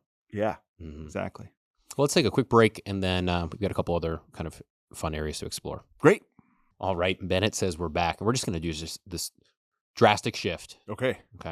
We're trying to think of how can you poetically just kind of weave it?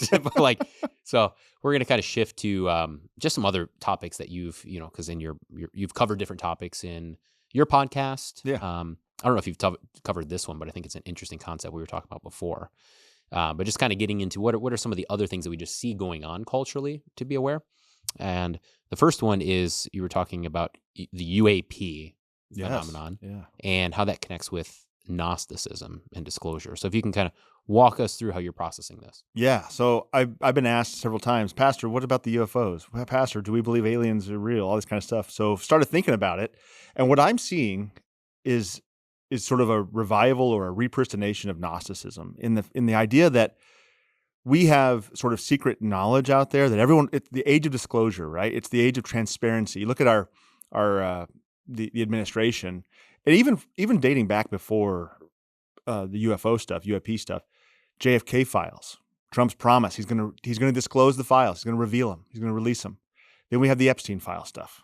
Now we have it's all about disclosure, it's all about truth, it's about the hidden knowledge that's out there. We want access to it. That's very much Gnostic. It's this secret knowledge, the secret sayings of God, and how do we access it? And so what you end up with is even an elite clergy class, a priestly class of the initiated, who can then relay, usually for like $14.99 a month, to the uninitiated all the information, so they don't have to do the work, right?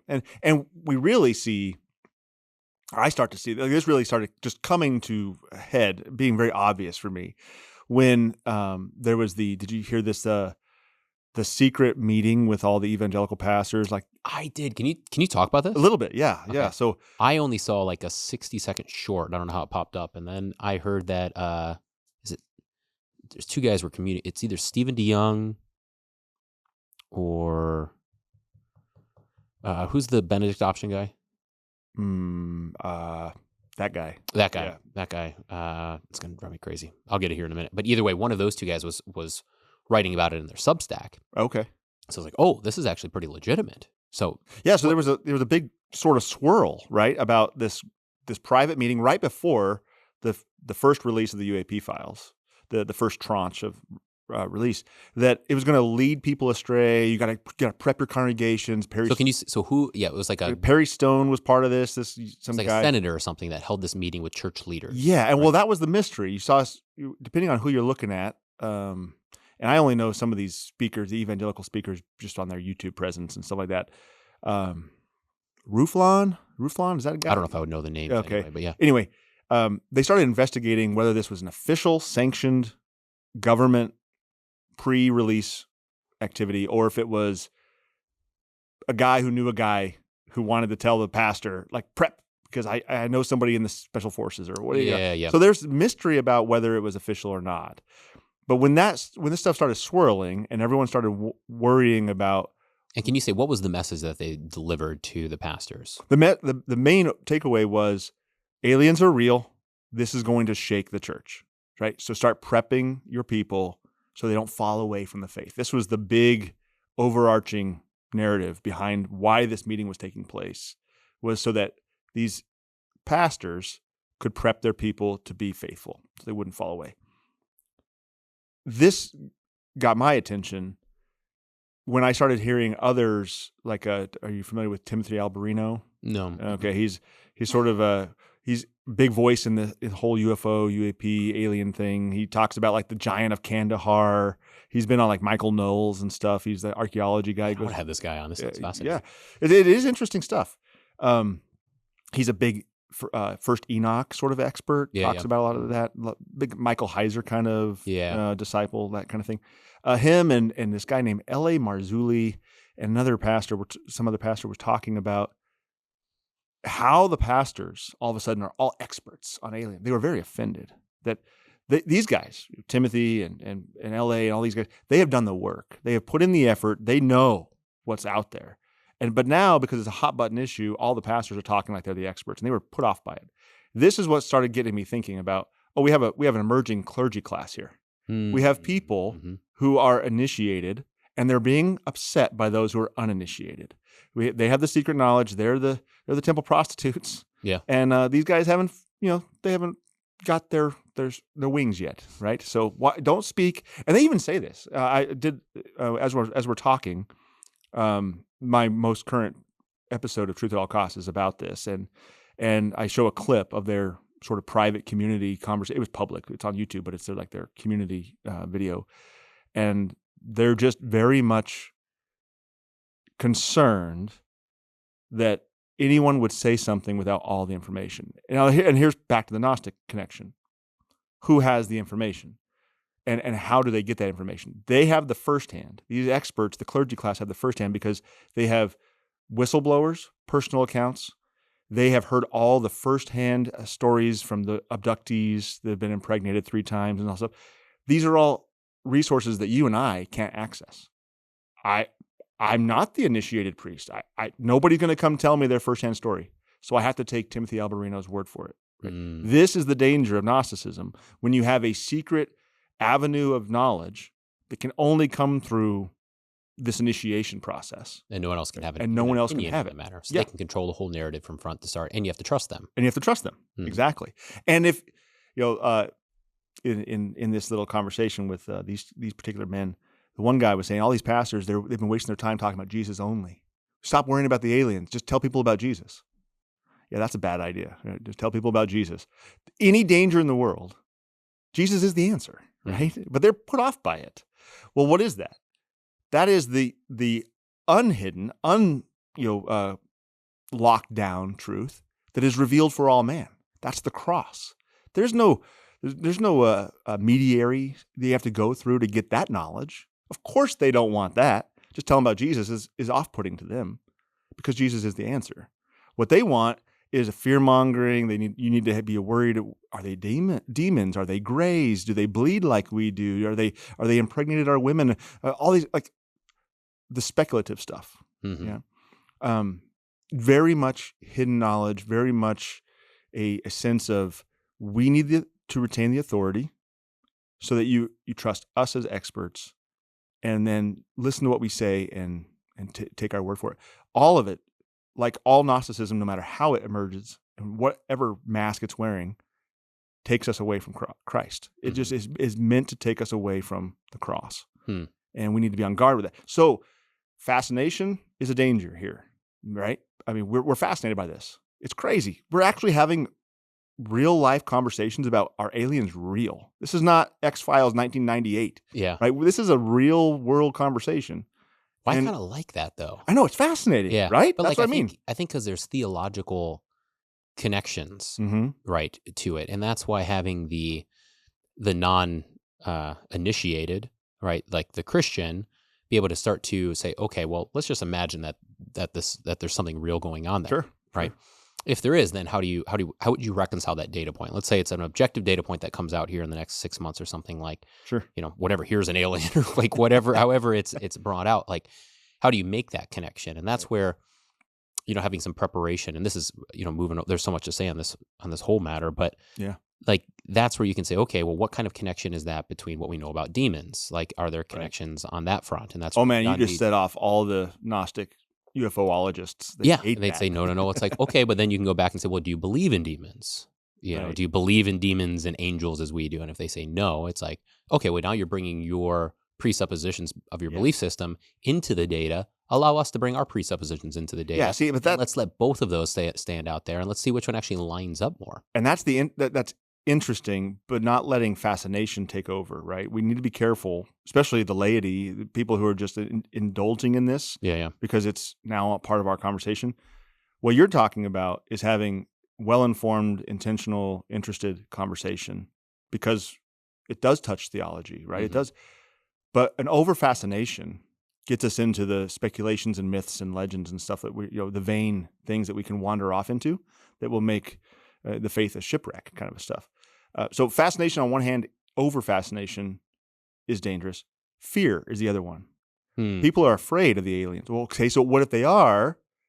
And not just afraid of like, well, I might be abducted or something. No, for the Christian, it's more of, what does that do to my faith? Yeah. That's the fear that I'm, as a pastor, concerned about. My parishioner, does this mean that Christianity is false? Mm-hmm. That's where having like good answers. So like, and there is a good historical sort of correlation. To this. I've been learning and retouching my knowledge of Mormonism, Latter-day Saint stuff. Since I'm now back in Wyoming, I'm back in a Mormon territory, so I've been skimming my material and my books and things, and I was fascinated by the idea when we came over to the New World, there was a cultural conversation as Europeans were settling in America about the Indians, the Native Americans, and what that meant for their theology. Who are these people? Where do they come from?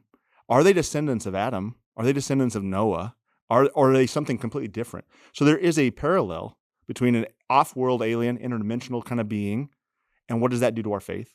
And how the settlers of the New World were wondering about this untouched people group.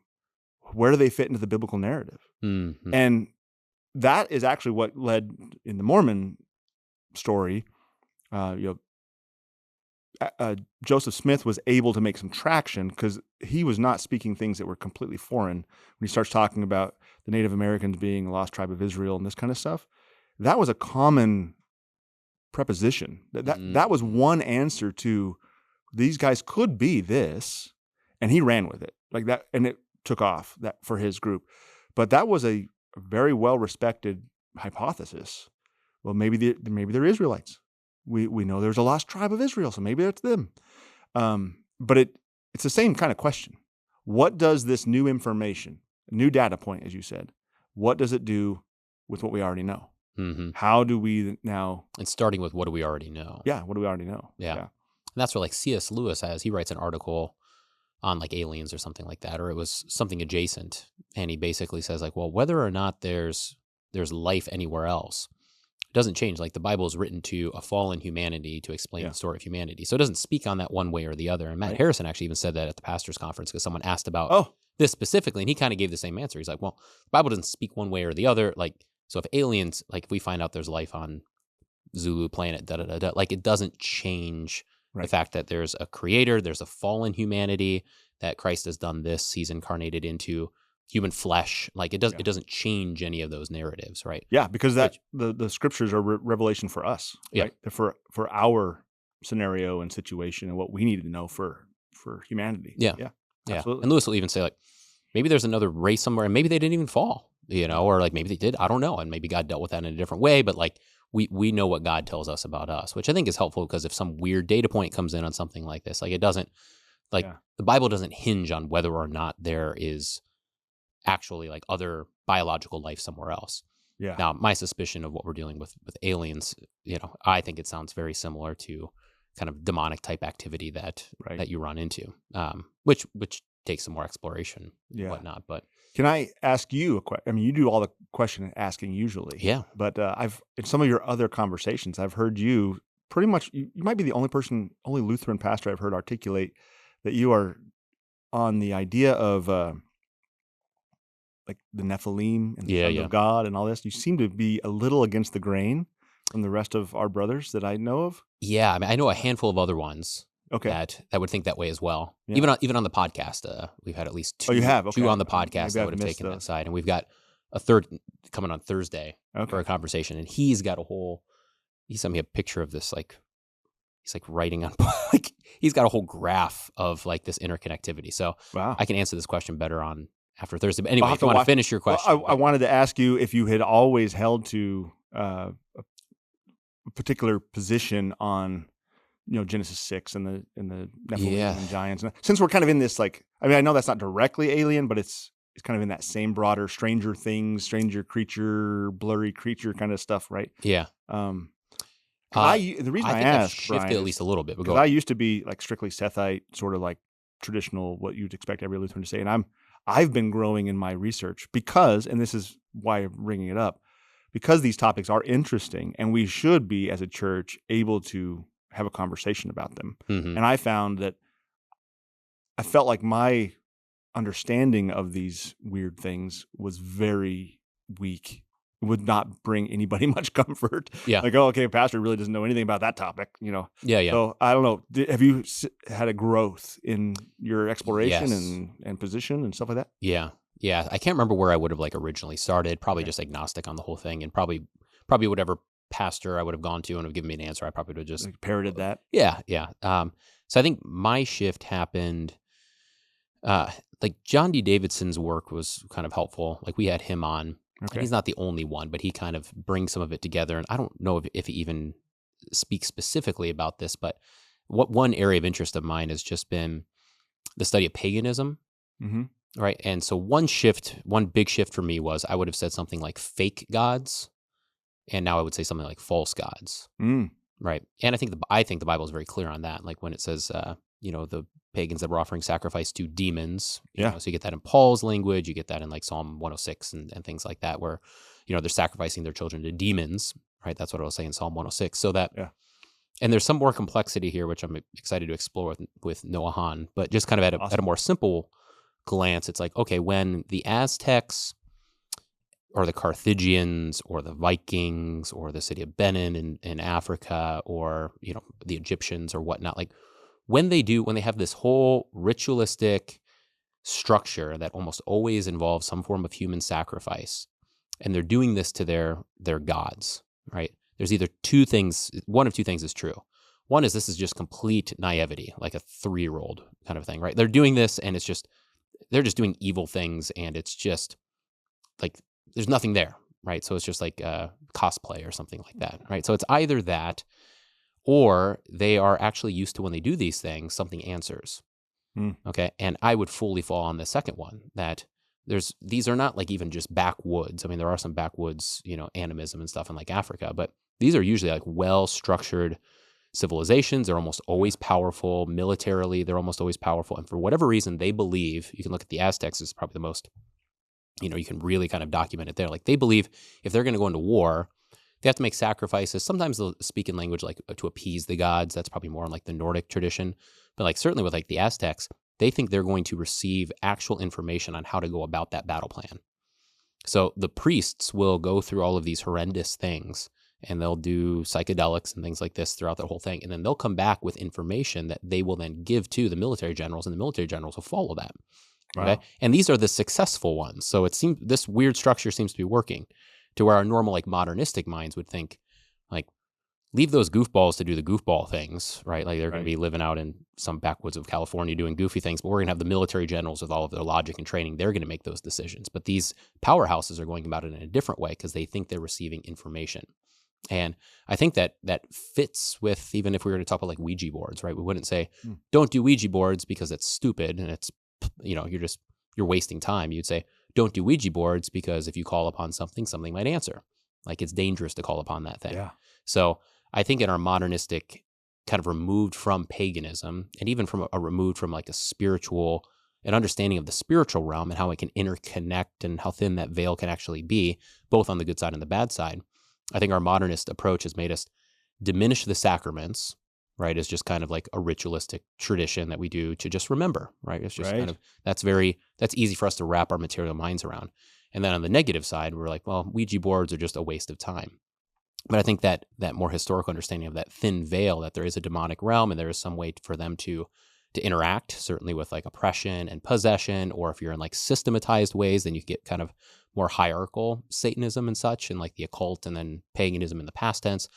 So all of that is to say, once you kind of start to see things like that, then you look at like Elijah and the prophets of Baal, and you're like, I do think the prophets of Baal are actually surprised that when they're flogging themselves and doing whatever their blood spilling, that nothing's answering. Yeah. And Elijah kind of even says it that way, right? He's like, so where are your guys? Yeah. Yeah.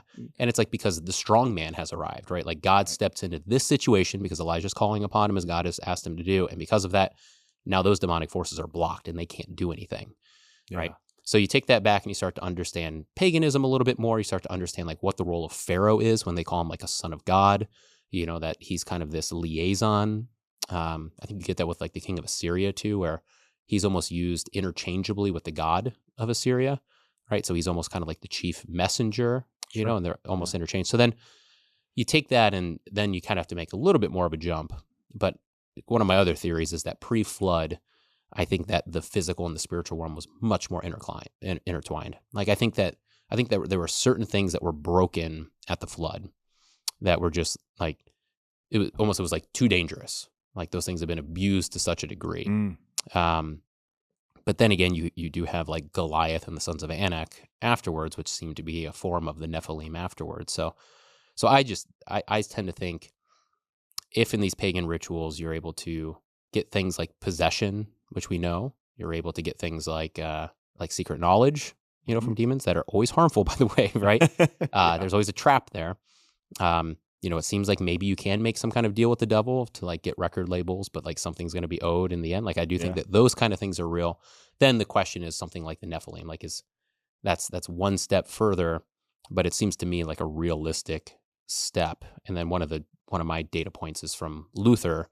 He in his commentary on Romans, when it's talking in Romans 1 about the unnatural relations, that's where he says, perhaps it was bestiality, or perhaps it was some kind of version of orgy or homosexuality, or maybe it was sex with demons. Yeah. Okay. Right. So he's just throwing that out there, which actually means more to me than if you were to systematize it, because it seems like in Luther's mind that's a category of something that could actually take place. Sure. So well, and anyway, that you mentioned the sacrament in the Ouija board part of your conversation, and that actually is what's getting me to rethink and just to reassess where I'm at on all of this, because it dawned on me that we are post-Enlightenment. Well, yeah, we are, right? And so we have a disposition of always filtering things through the rational. Mm-hmm. We want to despiritualize everything. Even good, solid Lutherans who understand the real presence of Christ in the sacrament want to say, but partaking of the table of demons, just that's a figure of speech. Mm-hmm. Like that's not actually, like they're not doing anything over there. But Paul says you can't do that and this. They're both a spiritual realm reality. Mm-hmm. Spiritual things are happening. And so when we start talking about all of this stuff, I'm starting to wonder more and more about things like Daniel, where he's praying for 21 days and the angel, right, is held up. Yeah. Because was he battling the Persian angel or something like this? Yeah. But I forget if there was a name given there, but yeah. Yeah. So we hear from Paul about the boundaries of the nations established, and we see that there are these beings assigned to nations, and we see some of that in Daniel. And I start to wonder, when you brought up the Elijah and the priest of Baal, when Yahweh comes in, the strong man comes in, obviously these guys they're moot, right? Mhm. I'm not saying anything now. I'm bound. I'm fleeing because the wiser guys or the stronger guys there is exactly what we see with Jesus, with all the demons, all the unclean spirits in the Gospels, Mhm. right? There's a sense of the mightier being is here, and we have a contest. We have one that leads toward them being driven away, not being able to operate the way they did before, right? Mhm. No longer can they control the man the way he did before, because the Lord has revealed his presence in that space. And so now he's driven out. Anyway, Well, I'm drifting all over the place on this, but I find it fascinating. I find with the UFO, UAP thing, we need to be careful with this idea, the intoxication of hidden knowledge, because I think our society we've been incubated in that. We like that. We like and especially coming post 2020, where so many conspiracy theories have been proven not to be conspiracy theories. Like they've been proven to be like substantial. There's yeah. some real reality there. We're kind of on a winning streak here. Yeah. Like, okay, well, why isn't this one going to be true too? Yeah. We got to just be careful that what we're getting as Christians is not taking us away from Christ Mhm. overall. That's the big message, the big takeaway. And anyone peddling sort of access to secret knowledge is a danger, Mhm. because our knowledge is not secret. Right? We do Yeah. have in Deuteronomy, the Lord says, the secret things are His. We hold the things that have been revealed. Right? So we don't want to. It's not that we want to like say, well, Pastor Bramwell saying we shouldn't want transparency, we shouldn't want revealed files. No, I'm not saying that. I'm saying our culture shouldn't be one of, I'm going to value that because it's hidden and I want to receive it. The church over there, they just always say the same thing. It's boring. It's Jesus. It's all known. It's just Yeah. sitting there for us to take. Seeking So I'm after over always new here. info, yeah. Yeah. That's the concern I see with all of this, I think that's a good is point. that we're pulled into sort of a gravitational, a pull of the mystery over here, which is really fascinating because we don't like the mysteries over here. Mhm. Right? What do we want to do with the sacraments? What do we want to do with the mysteries of God that are there for us? We want to solve them. We're not interested in them anymore. I don't care about the mystery of communion, the mystery of baptism, the Trinity, the incarnation. Show me the mystery of the UAP. That's a good point. Yeah. The fascination over here. Because what are we trying to do all the time? We're trying to access heaven. We're trying to access God, but on our own terms. Mhm. That's one of the draws to the UAP stuff, is we are still interested in solving for the unknown, the transcendent, the cosmic, these sorts of things, but we want it on our terms. I don't want God to tell me what He wants me to know. Release the files. Yeah. Yeah. God, tell me who's behind the curtain, right? Mhm. That kind of thing. And over here in biblical Christianity, we know God's boundaries. I'm not telling you how I'm doing these things, right? That's for me to know. My ways are higher than your ways.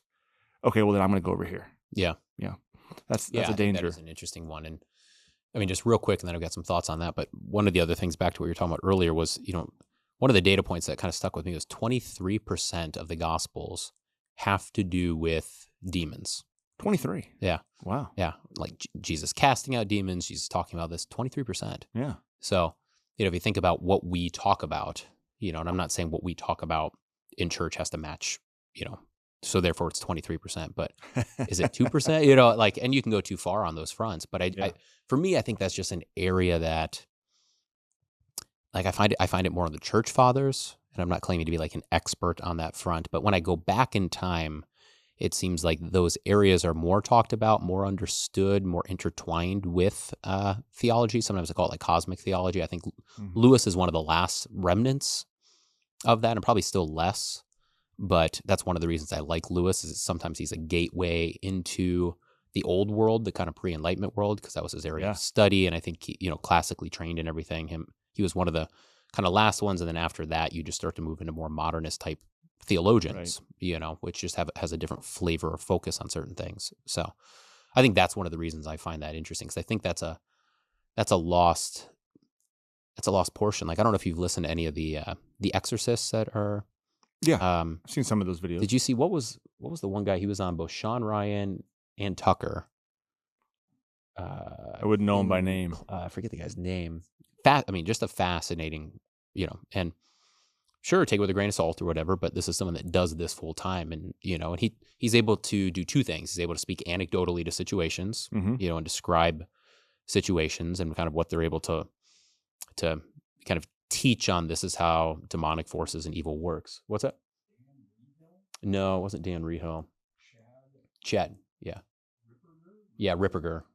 Yeah. Very, very fascinating. But he's also very able to reference back to and here's what so-and-so said. And here's what so-and-so, here's kind of what, because that's his area, right? So he's studied, what were they taught? Who was talking about this in the 2nd century and the 4th century and the 13th century and the 17th century? And what are their takes? Because, for a lot of time, there was a whole order of exorcists that's what they dealt with all the time. Right. And so as he talks about that, there's so many times where I'm like that makes sense on this area of evil. And I have not really ever tapped into any kind of understanding on that front. Yeah. Right. If that makes sense. So I feel like there's some healthy exploration because I think it's within both the church's history, not just like UAP file type things. Right. But it's in the church's history. It's in our teaching. It's in the New Testament, 23%, which, those are ones that people would know, right? Like the casting out of the demon, but that's a big thing that Jesus does. And, it's certainly a big thing that the apostles then do in their ministry. We'll, get some of that in Acts or, certainly in like Ephesus and some of that stuff with the secret books being burned. And then, you get different church fathers talking about it or like Athanasius talking about this. And then you go today and it's like, well, I don't see that, right? Like I don't see in our American context. And that's because I think we're blinded by our own post-Enlightenment rationality, right? Our worldview, even solid Christians, is filtered through sort of bring everything into the physical world, bring everything into a scientific empirical study. Like we have a blind spot, I think, for the spiritual worldview, even among us, which is, it's interesting to say that among Christians, because obviously it's a spiritual worldview. Is it that obvious, right? Yeah. We do have some blind spots. Things like, our conversation about not only aliens, but the woke stuff going on, transgenderism, things like that. All of and even communion, as you brought up, all of it is spiritually lined. All of this is a spiritual battle. Everything we ever do is a spiritual battle, right? And we don't see it that way. Why we practice closed communion, spiritual battle, right? I just referenced, not partaking of the table of demons and the table of the Lord, right? A spiritual context. How we talk to our grandchild about her, illicit relationship with another woman, right? That kind of a thing. Spiritual battle. All of it. Ouija boards. Everything we are doing in this life has a spiritual component, and we would be naive to think they are not. We know there are demons. We know there are these the evil one, right? Our opponent, the old evil foe. These ways of talking about the devil and his the holy angel to be with me, that the evil foe may have no power over me, like even in Luther's evening prayer. Yeah, exactly. So we know they're out there, but we treat demons and deities, these false deities, like we treat death in our culture. Yeah. We put it off until we have to contend with it, right? Otherwise, out of mind. I do not want to deal with death until it's staring me square in the face. And then it's only because I have to. Yeah. Right? That's how we compartmentalize the spiritual realm as well. I will deal with that if I have to, but most of the time I don't have to. Yeah. And so then with communion, we become practical Calvinists in a way, right? We can have, and I'm sure many pastors have had this experience, where you have this lifelong cradle Lutheran. She's 80 years old, and you're in Bible study, and you're talking about communion. It comes up just sort of as a side topic, and you're talking about the real presence of Christ, and she says, "But really, it just represents, right, Pastor?" Yeah, and it's catches you off the. No, how'd you say that? You're 80 years old. You've been a Lutheran your whole life. How are you saying this? Yeah. Because practically, we're dissecting it. We're parsing it in our brains as, well, it's not really spiritual. It's just wine. Which I think ties into what we'll talk about we'll talk about here later, right? The closed communion. Yeah. We've written a book on that, but that's one of those areas to where if there's a real spiritual component to this that kind of transcends our materialist understanding, then it makes sense why Paul can say, well, I don't know, maybe you guys are getting sick because you're taking communion in an unworthy manner. Maybe you should stop doing that. That makes sense in that context.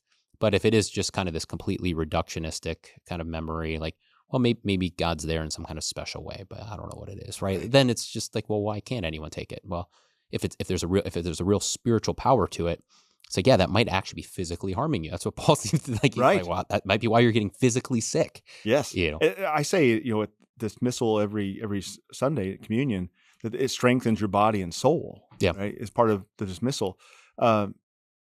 We say those things, but we don't actually act like that's true. Why do we bring communion to the hospitalized and things like that? This is supposed to be medicine that doesn't just have spiritual components to it, but physical as well. Think about this whole thing in terms of faith, and I'm going to say this probably really clumsily and horribly, but I love to think about, I know you're sort of a fitness guy, you're polar plunge or whatever, but the faith, communion is exercising the faith muscle. Almost on purpose. I mean, not almost. It is on purpose. Christ instituted a mystery that will never be solved, his presence in and with the bread and wine, right? Wow. The how is not the part we're supposed to be focusing on there. What's going on is that every time I take communion, the thing I call faith, that muscle within me, is being exercised. I'm going to the workout bench, and I'm now bench pressing. I have resistance on the bar. I look at bread, and my Lord says body. I taste wine, my Lord says blood. That is pressure that I am now pushing against in trust of my Lord. He's my spotter, and he is helping me grow stronger because my senses, the physical world, the rational part of my brain, the post-enlightenment part of me says one thing, but I have to trust, I have to have faith in the one who knows more, who tells me another thing, right? So this is That's really good. Bennett, can you mark that down for a short? That's a great There's a spiritual component to that, right? We're exercising our spiritual reality and it's for our good, it's for our strength, because when we leave the communion table and we go out into the world, we're going to be bombarded every other hour of the week by the devil's lies that all that there is in life is this, nothing else afterwards. This is it. We're just lumps of flesh and we're going to die and we'll be done. And we have to know, no, I have faith. I've been exercising that muscle. And God said, Jesus said, if I go to prepare a room for you, I'm coming back to get you to go there, right? So I'm bringing you with me. And my mind says, no, he's been gone for 2,000 years. I'm like the scoffers in Peter, right? I'm just, everything's the same under the sun. It's always just going on, harvest time and everything. He's not coming back. No, he is. And the way I know that is that one of the ways I can continue to know that is that I'm always in the gym of my God. I'm always exercising that faith muscle. Another example of this, or another analogy of this, is boot camp, right? We're training in church for what we go out into the world to experience. So we come into an area where our Lord is teaching us how to fire the rifle. We go out and we fire the rifle. But I find that the gym analogy works better because our Lutheran fathers talk like this. Our reason, our members, and all our senses. We don't think of faith as a faculty, as part of us that we use, something that we exercise, the way I exercise my arm. We just, in our American enthusiastic culture, we just think, well, if I have it, I have it. If I don't, I don't, right? It's just like this thing that's just there. No, you got to use it. And the Lord knows that. And so he institutes the means of grace, the sacraments, to put resistance on the bar for us. Yeah, I think that's really good. And it speaks to the spiritual component on everything that you were talking to a minute ago with the deities in Baal and Mount Carmel and all this kind of stuff. Are we even equipped to contend with any of them, let alone the premier of them? Right? Do we have the wherewithal to go when we're bombarded by spiritual attack to even say the Lord's Prayer, like you even know what to do when you're talking about exorcists, right? This guy does it for a living. We get hit with that kind of thing and we want to rationalize it into a compartment that we can put away. Yeah. Right. And that's one of our, you can take what he says or not. I do, I don't know if there's Sean Ryan's like a 4-hour interview and Tucker's like, wow. I've listened to about 6 hours of this guy. Overall, you can take some things with a grain of salt, but you have to at least buy into X%, even if you only buy into like 20 or 30%. Yeah. you're going to have to say, if I were to ask, I think most Lutherans, like, so like if spiritual attacks, like, what would you do? Like, oh, just call in the name of Jesus, that'd be fine. Like, not that simple, you know? Is Jesus the one that's going to exercise authority? 100%. He already has authority over those demons. So he has authority in heaven and on earth. So if demons are doing something, Jesus is allowing that to take place. Yeah. For And a you're going to specific use him as a reason. talisman, and you think that's going to help. Yeah. Like, like I've opened up a way for demonic attack or whatever, like whatever's caused this, whether it's in any of the different stages, whether it's kind of an attachment or oppression or exorcism, or possession's much more rare. But anyway, if you're dealing with this whole realm, it's like, is it just, well, Jesus, please help, and then boom, it's done? And the answer seems to be no. Like if you listen to like what the exorcists do, it's like Jesus is going to do this. Yeah. He's willing to do this. He's also allowed this to take place for a reason. We need to kind of figure out what that is. And there's a whole process, there.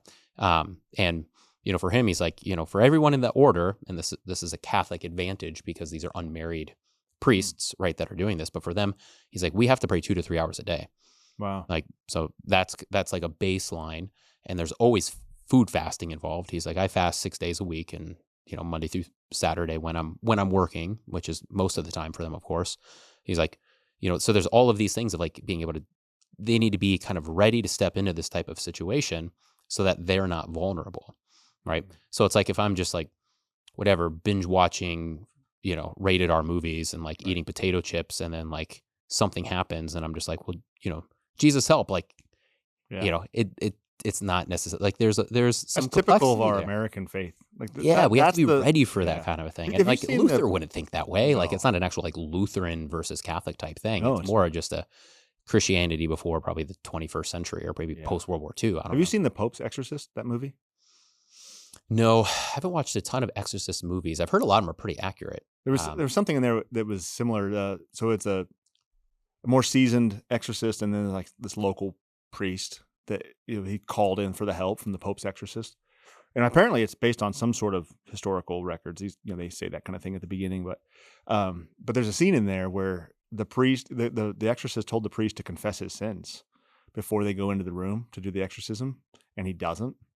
And then the spirit is like toying with him because he didn't confess his sins. And so he's manipulable, right? He can be toyed with.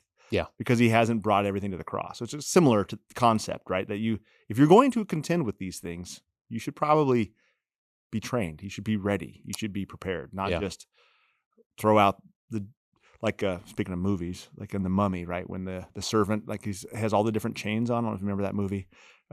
So when the mummy comes back to life with Brendan Fraser. Okay. If I've seen it, it's been 20 years. Yeah, it's been forever. Yeah. But the main little sort of sidekick of the mummy, he's a servant in the dig, and he has all these necklaces. And so when the mummy comes alive, he's using every one like a talisman to stop the mummy. And he finally grabs the Star of David, and he speaks something in Jewish. And the guy's like, the language of the servants, the Egyptian, right? Yeah. But we think Jesus is going to be a little magic spell. Yeah. And that's not how our Lord, we don't treat him like a vending machine ever. Mm-hmm. He's not that. Yeah. And it's just like tangibly you can experience this. Like if if I'm not practicing piety, whatever version that is, in like certain stages or certain times of the year, that's going to vary. And like if I'm falling into sins, like everyone's got kind of like their sins that they're natural fall into. And if I'm being lazy and falling into that, like I can tell that like my sermon prep is going to be not as good. Like I'm just not in a proper headspace. It's tougher for me to concentrate. I'm going to feel more anxious because I'm not as prepared. Like those are just tangible realities. Like if you're giving in and giving way in areas, it leads to anxiety. It leads to you can't focus as much, and it's just gonna.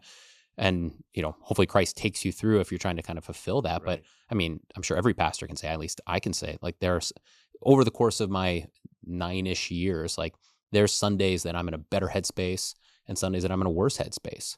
Right. So it's not as simple as like, Jesus help me and boom, I'm in the exact same headspace. Right. Right. Like there is a process. And like, certainly when I practice piety, like it puts me into a better headspace, right? Not in a better place of justification, right? But it puts me into a better headspace. Like I'm more focused on the word, and I'm more protected against the attacks and, all the assailings of the evil one. And that's just normal. So certainly it's going to take place there, but that's an area where I just think we need more hashing through of like, I've been trying to like, okay, what kind of prayers do I say, for the sake of my kids and stuff like that, and try to be more detailed and not just, thank you, Jesus, please help us, good night. Yeah. Something like that. Sure. Yeah.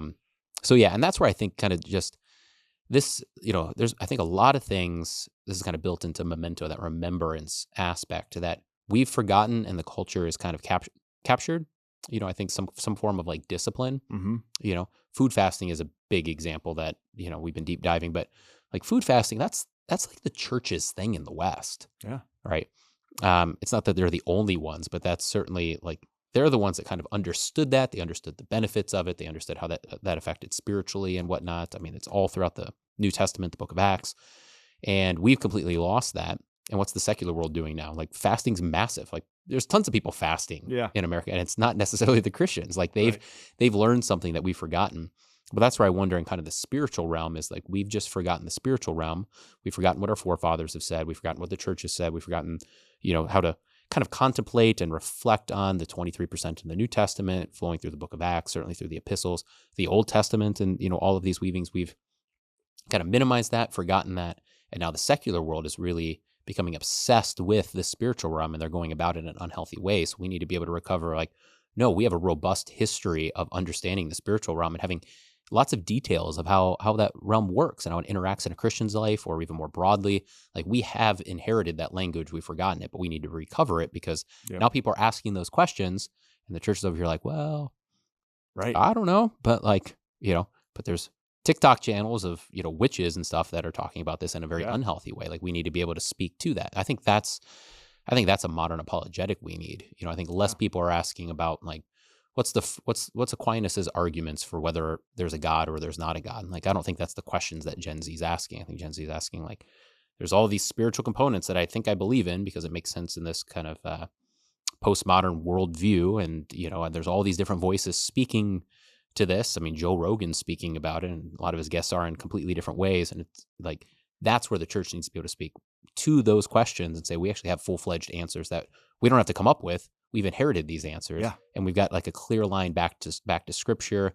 We can quote, Chrysostom, we can quote Augustine, we can talk about Athanasius, we can go back to the Middle Ages, we can go to the Desert Fathers. Like, we have all this this heritage to speak about this. Yeah, and as Lutherans, the danger is that we're not ready for it, because we see a lot with the newer generation going. We see a surge in Roman Catholicism, very popular, right? Eastern Orthodoxy, we got a lot of the voices out there that are representing these categories, and they have substance that the evangelical world in America doesn't, right? They're appealing to a generation that says, I don't want the cultural version. Like, I don't want Christianity that's been adapted to like yoga practices or the fasting that's going on there for health reasons or whatever. Like, give me substance. And they're looking for what they think is the ancient, the true, the meaningful. And I mean, you're even getting it with like the rise of Stoicism and a lot of these these voices talkers, these speakers. And then here we are, kind of bouncing back and forth in this world, right? Some of us are still leaning toward this like culturally oriented worship, culturally oriented practices, just meet them where they're at kind of stuff. And some of us are like, no, we should we have the truth over here. We have a better version of Roman Catholicism or whatever. We have the actual ancient church. And we're not, my fear is, and this comes from my experience in the parish, I spend a lot of time catechizing someone into biblical truth, and then they go down the road and they visit another church, and it's like not anything similar. But it still has the same branding on the front door. And they come back and they're like, Pastor, that Missouri Synod church I don't know what that was, right? That's frustrating in our engagement with the culture and in the spiritual warfare that's happening. We're not united. We're not on the same page practically. Yeah. In our doctrine and practice, they're all woven together. They're interconnected. And again, this gets us back to this idea of like when we're trying to play to the perpetrators, those who are trying to push the limit into more evangelicalism or something. They're trying to be more like the world, and we're not. When we're slow on that, and there's a place for slow. Don't mishear me. There are also like weekends happening. Like last weekend, the guy went and visited that church and had a horrible experience, and now he's wondering, should I go try the Eastern Orthodox Church instead? Yeah, that kind of a thing. And the PR on it, just on the PR level, just what the optics. he probably will go try the Eastern Orthodox Church, Mm-hmm. which he shouldn't, right? He shouldn't. So I would like to see us really recapture. I'm glad to see many of us doing stuff like that. We're recapture the spiritual reality of what we're fighting and what we're dealing with, and how do we put that forward to the world. And I know I'm just joining the conversation on this. It's been happening in Missouri for forever. Mm-hmm. It seems like we've always been having a flavor of this conversation. One of my goals is never to be complicit in it. I never want to be the old generation guy. Yeah. Who, when the new pastor comes in and they're at the pastor's conference and they hear the old guy talking about all these problems and they're like, well, but you become part of it. You've been the problem for 40 years. I don't want to be that guy. Yeah. I would like my children to say, no, my dad was always, trying to fix that, or, whatever it might be. So back to I think your point on the whole Gnosticism. Yeah. I think that like a whole nother angle outside of the spiritual aspect that's fascinating is we have, I think, and maybe this has always been the case, I have no idea, right? But there is certainly a monopoly. Well, I would suspect this might come out of kind of the German tradition of education. So like C.S. Lewis never got a doctorate's degree. And of course he could have, but he refused to because he rejected the German approach to education. Oh. So the German versus the British approach, from what I understand, was the British, and they still do this, like the British is, you're going to be like a well-rounded individual, and so it moves, I think, more towards like wisdom, to where like the German, this is what we've adopted in America. It's like, if you want to go get a PhD, you could be like, I want to get a PhD in the New Testament. I'm like, no, you can't get a PhD in the New Testament. You have to be more specific. Okay, well, I'll get a PhD in the book of Acts. No, you can't.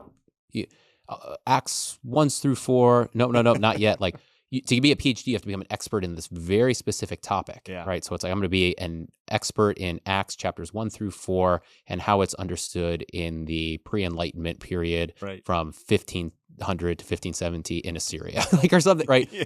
Like, that's the way we do education. So everyone becomes an expert in this one little specific thing, and it creates a type of a hierarchy where now, if you want to dabble into Acts 1-4, like, well, you can't speak to anything. We have an expert over here. Yeah. Right. So we've created this type of structure. I think we saw that certainly in like the evolution arguments, right? It was the whole thing, like, who are you to have an opinion on? Like, do you have a PhD in biology? Right. And of course, it's like, well, there are some PhDs in biology that actually disagree with you and whatnot, but you create that in the educational system, so that in order to even get into that field, like, you have to be able to play ball with the people that have tenure there. Yeah. So we've really created this structure where only certain people have authority to speak on certain issues. And I think we're seeing a pushback on that now, to where people are like, well, we don't just need the expert who can speak with wisdom and whatnot. And I think one of the good examples was the Joe Rogan interview. You probably saw this one, Bennett. It's with Dave Smith and, remember that debate? But British guy. See if you can find it real quick. So there was this debate, and it had to do with like the Doug Murray. Yeah, it was a fascinating one. So do you know Dave Smith? No. So he's a comedian by trade, but he's a social commentator, a libertarian. Okay. Pretty sharp guy, but he does not have like a PhD in any of these areas that he's talking about. And Douglas Murray would be kind of an expert, kind of a neocon on geopolitics and such. So they had differing points of view on the Israel-Iraqi war, right? So, but the interesting point was that what Doug kept doing was, his whole point on coming on, it was to basically say, you don't have any authority to speak on this issue. Like, you shouldn't be on podcasts talking about this issue. And Dave's like, there's a war going on, and I've got strong opinions on like false information, and I've actually got data here. Like, can you retort this data? And rather than going against the data, he kept just saying like, you don't have this authority. Were you? And finally, it got to the point where he's like, have you been to Israel? And Dave's like, no, I haven't been to Israel. He's like, you haven't been to Israel? How can you possibly speak about this? He's like, I wasn't in Rome either. Like, but I can still have opinions on like da. So it was this weird battle between, am I right to have opinions on these social matters? And Douglas Murray's approach was, no, you have to leave it to the experts, right? A very Dave Smith credentialism, saying, right? You got to have the right letters behind your name to be able to speak to it. Yeah. And then Dave Smith saying, well, that's the problem that got us here, right? Is like, we're not allowed to question him, so there's only the people in this back room that are able to make these kind of really grandiose, narratives and decisions that affect all of us. And it was Yeah. so it was a clash of two different worldviews on that front. But that is kind of where we're at right now, is this kind of questioning of who's able to speak on Yeah. things. And like, I can see both points. I think I side with Dave a little bit more on that component. But I mean, you see that in the church too, where someone's like, well, I don't believe that, pastor. And you're like, but this is true. This is what the Bible says. Like, well, it's like, but I did go to seminary. Like I do know, like, like there has to be Yeah. still some sense of authority on these issues. It can't be Right. free for all, but Yeah, absolutely. And the difference there, or if there's a difference with like the church and Gnosticism, is that the information is fully accessible. correct. Right. Yes. Where There's no redacted files in Christianity. yeah, exactly. And because I'm not a credentialist, in fact, I wouldn't have any That's your title. Wyoming night coming out. Yeah, exactly. I wouldn't have gone to school unless the synod said I had to. Yeah, right? yeah. Because so let's bring this into like back into my conflict with the woke in California. You see all over in the public schools out there the battle between the credentialed teacher who knows best what's for your kid, what's best, and mom. Mom doesn't have any credential. Mom's not an expert in transgenderism. Mom just doesn't want her 14-year-old to think she's a boy, right? But so you start having in all these public debates in the school board and with psychology and all the medical professionals and stuff, we were seeing sort of the battle of credentials. What gives you the right to speak to this? And one of my favorites is Matt Walsh on this, because he has no education, right? He's just a high school graduate. Oh, I didn't know that. Yeah, and he's spoken in front of That was kind of Charlie Kirk too, right? Yeah. So he's been in front of like congressional hearings and whatever, and every single time the congressman or whatever will point out like, what gives you the authority to speak on this? And he says, I'm a human being who loves my neighbor. Like, I care about that kid having his genitals chopped off. That's what gives me the authority. And I've done some homework on it, right? And so now I have an opinion, like you're saying with that Joe Rogan debate, and now I have a strong opinion, and I think mine's right, and I think you should listen to it, right? Yeah, absolutely. That is different from, I've read all the fringe authors, you should listen to me because I also know a special forces operator who saw the dead body of the giant of Kandahar, and you couldn't possibly refute it, which is very much like how we treat enthusiasm in spirituality in America. When someone says to you, Pastor, the Lord came to me last night in a vision, and he told me that, I don't know, what are we talking about communion? He told me closed communion's wrong. Well, how can you say that didn't happen? Right? This is the area we love to go to. Just sort of naturally because of the pool we're swimming in. I am now the authority over the vision I had. Yeah. Pastor, you don't have no authority to speak against that. I have the secret knowledge, and my knowledge is better than yours. And everything becomes individualized again, and we just break down. It just all falls apart once again.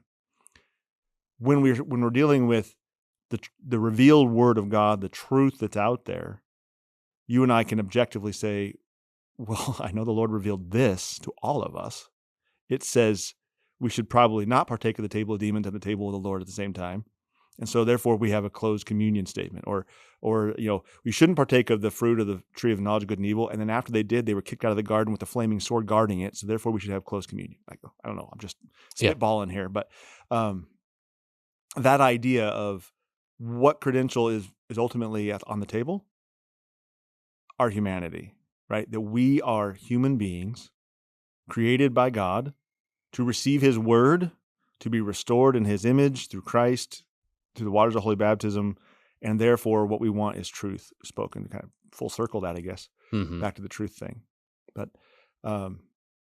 thanks, Brian, for bringing me into your progress on or your thoughts on some of those spiritual things from the Nephilim and all that kind of stuff. It's intriguing. I'm gonna have to watch the next episode with who'd you say, Han? Noah Han. Noah Han. Yeah, I'm looking forward to it. I don't actually know where he falls on the whole thing, but I know he's got a very. I know he spent a lot of time thinking about this. I've been doing my own personal research has been into this lately because I did publicly teach on a truth at all costs. Maybe it was even cross defense when I was asked the question, and I kind of held the Sethite line. Yeah, and all this stuff, and I've been really exploring more on this topic Yeah. because it's because of these things that are in our culture, right? We do need to be able to speak to the day we're living in because we need to know what the battleground is that we're talking about. And our people are being swayed.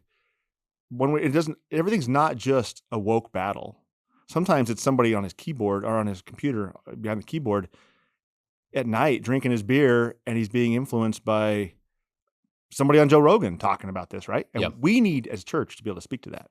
Yeah. And it seems like I think we still spend all of our time, and it's not an either or, but we spend all of our time on, specific issues and theological issues that are present tense still, but we're like prime past tense. Yeah. Right.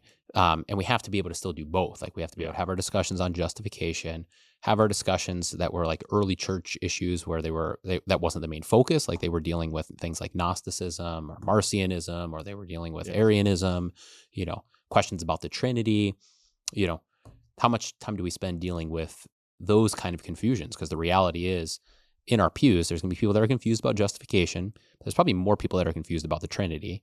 And there's probably more people that are confused on a lot of other areas. So we always have to be conscious of the questions that people are asking, and not to where we lose sight of our identity and who we are, but to understand like we are to preach the whole counsel of God. And that speaks to a lot of things. And from the pulpit, I'm not speaking on the Nephilim, right? Like just to be clear on that, like that doesn't mean that that's there, but we do need to be somewhat informed to understand that if you've got a Zoomer coming into your church, these are going to be questions that they have. Like this is all the different narratives adjacent to that in the spiritual realm, right, are all over the internet from all sorts of different perspectives. And they're going to probably know people that are practicing witches if they go to public school. Like they're going to have people like that in their class, The degree of seriousness on that, I don't know, but there's going to be groupings of kids that they go to school with, or they went to school with if maybe they're in their early 20s or something now. Like those are going to be and are we informed to speak to that? Or is this going to be the first time that we process and we give some half-baked answer? And if we give a half-baked answer to somebody, especially somebody that's new to the church, and they know it's a half-baked answer,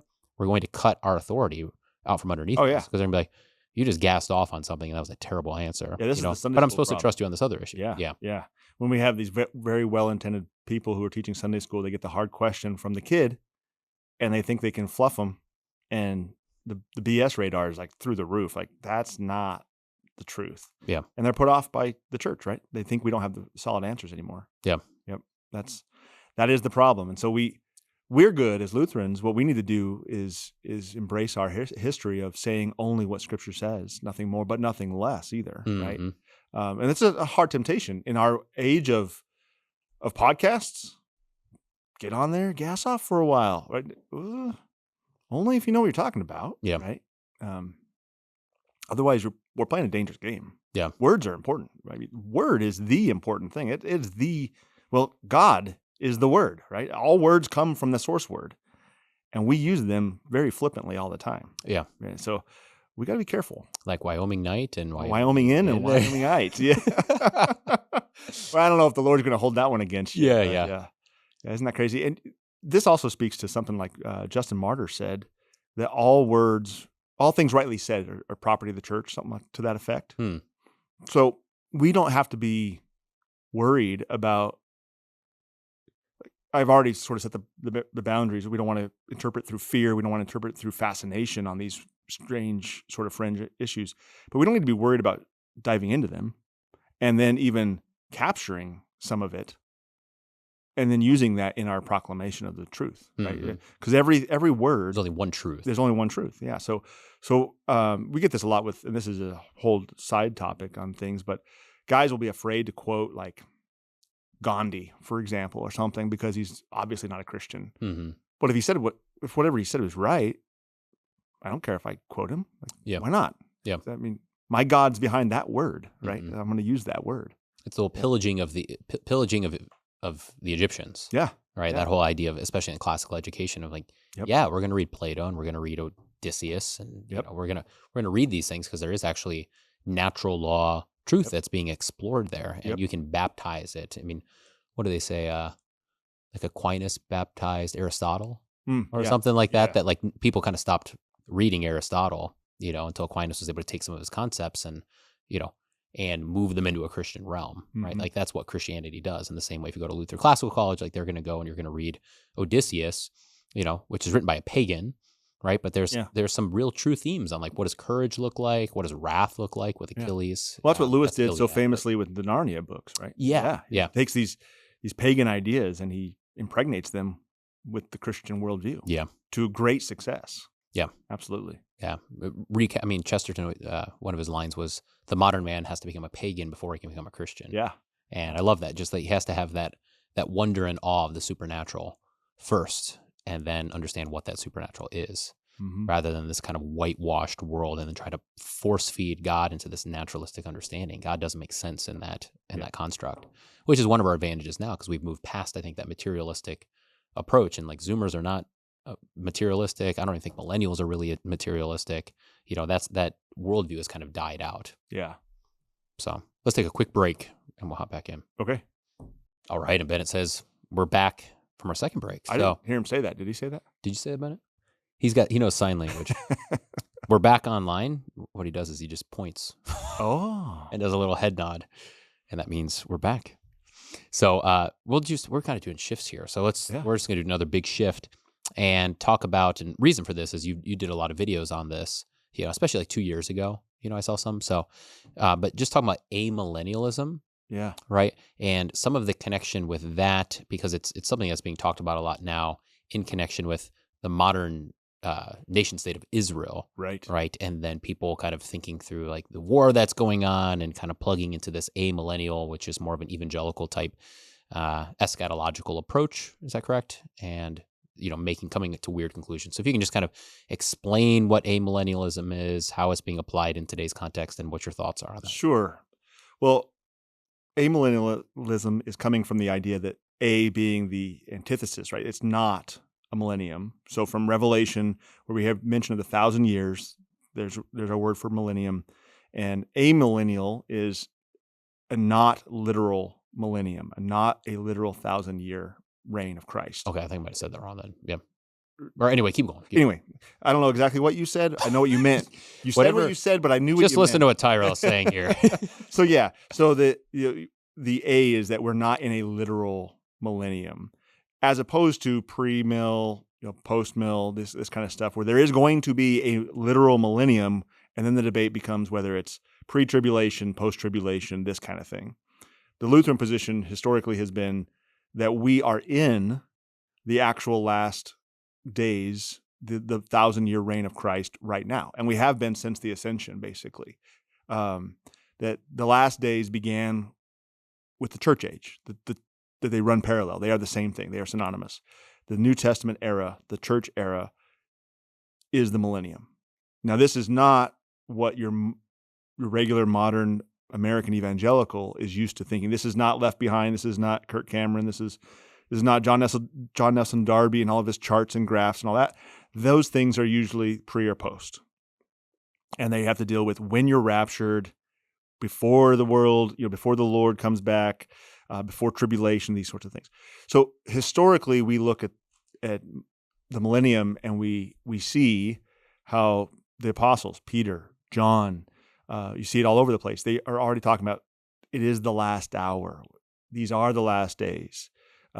In these last days, we hear that language over and over again, and understand that Christ is reigning right now in the same way that we see him on the cross, in a humility that is not observable to all. Like you'd expect to see a king in glory.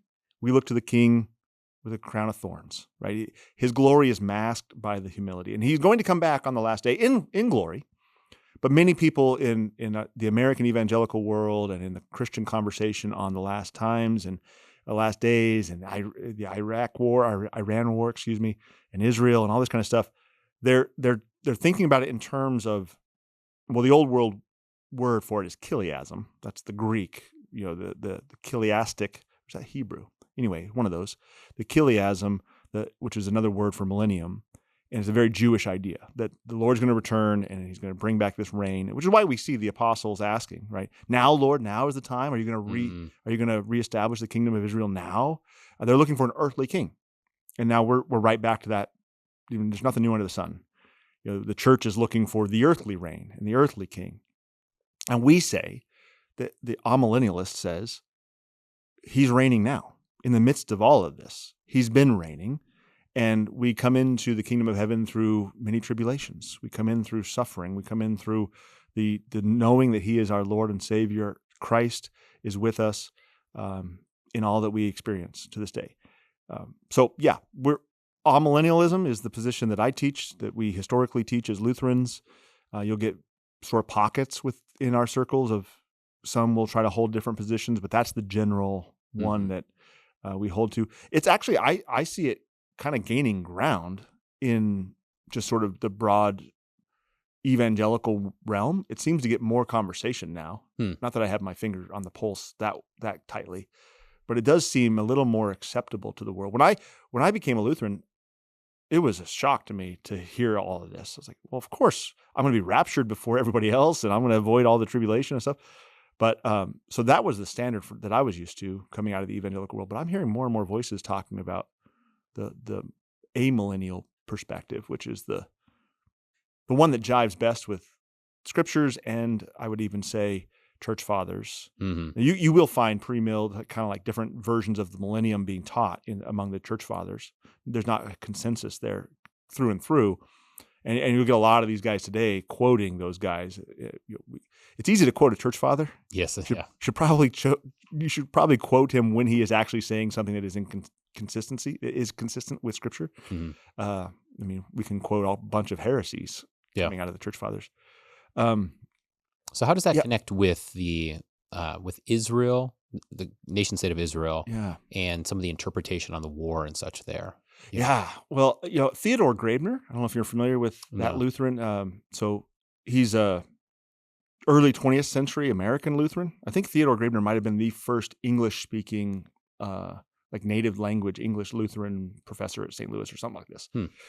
He wrote during World War I a book called Prophecy and the War, I think is what it was called. And then they republished it, CPH republished it during World War II. Because when the war started, everyone was like, the end's coming, like the Lord's coming. And so they were reading into the Great War all the biblical prophecies. And Graebner was there saying, whoa, hold on a second. And he was showing how these things happening in our modern day are not necessarily directly connected to Daniel and Revelation, all this stuff. Well, then World War II, we get the emergence of the new nation state of Israel, right, after World War II.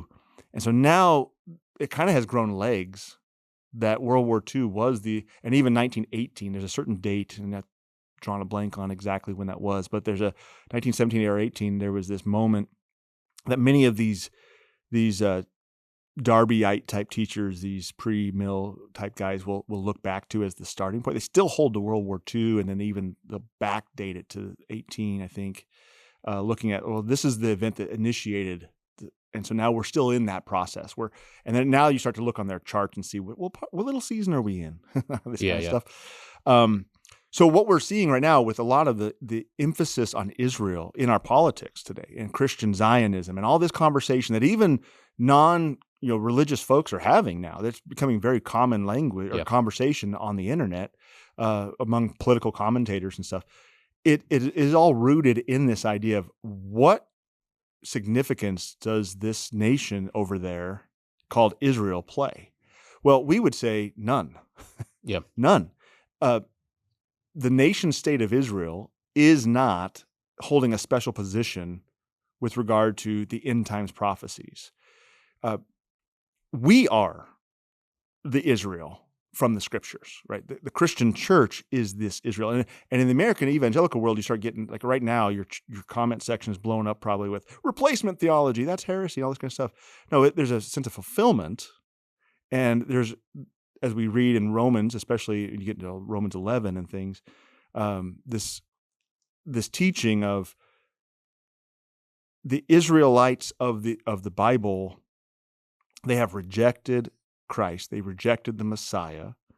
And so now they are not this chosen people anymore. Paul will talk about that. If I could give up myself, if I could trade places, I would, this sort of thing.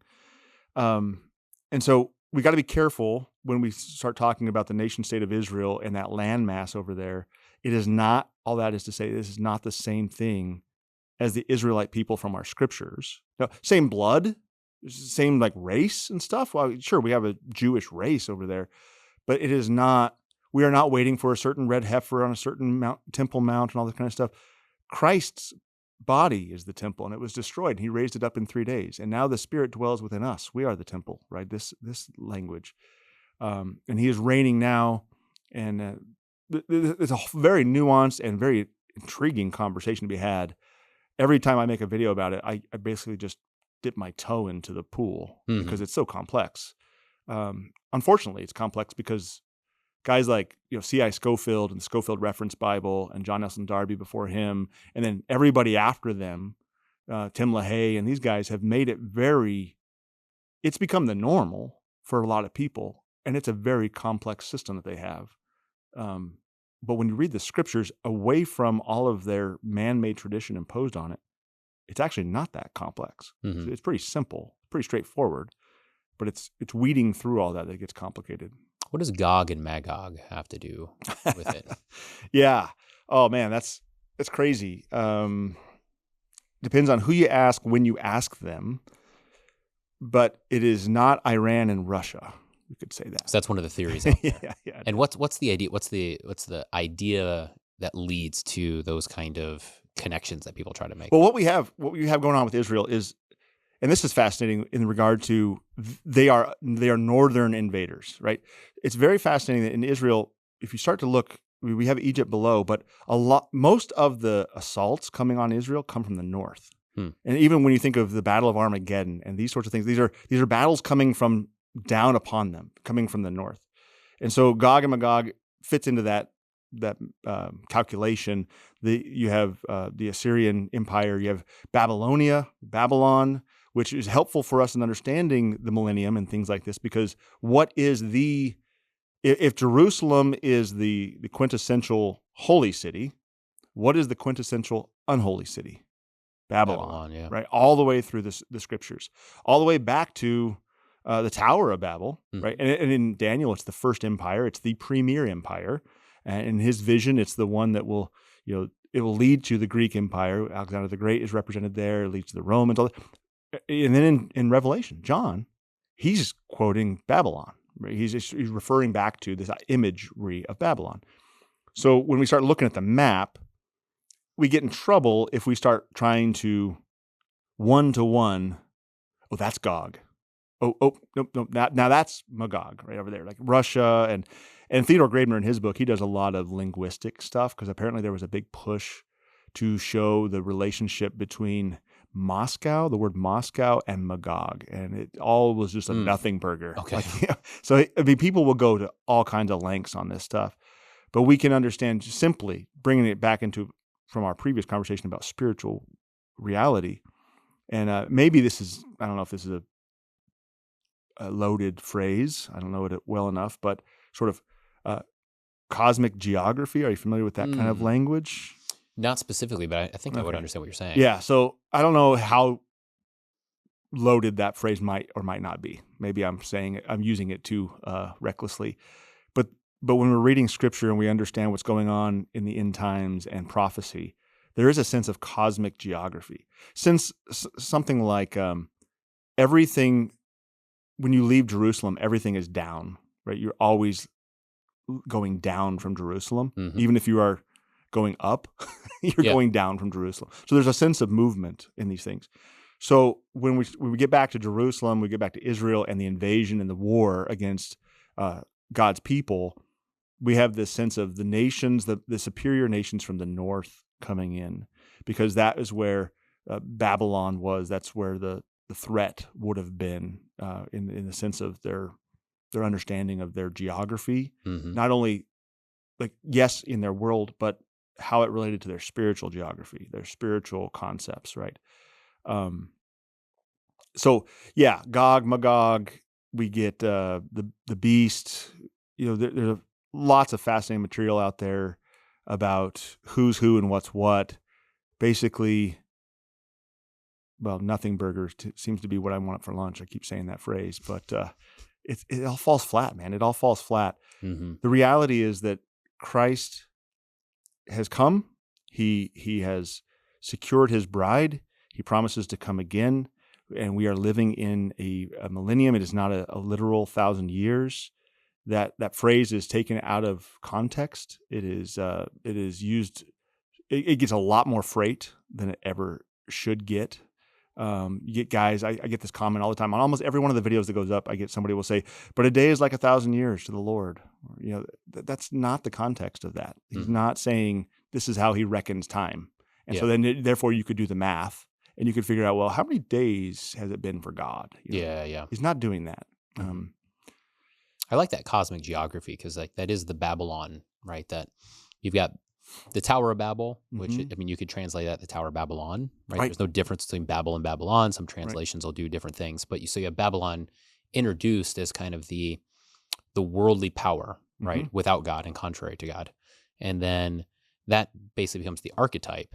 And then Egypt is a type of Babylon. Yep. And as you said, there's the real actual Babylon that comes up historically, but then, the Medes, the Persians, the Assyrians, all of these earthly empires that are not under the reign and authority or not submitting to the reign and authority of Christ. Yep. That's all Babylon, right? Yep. In different times and spaces, they manifest in different ways.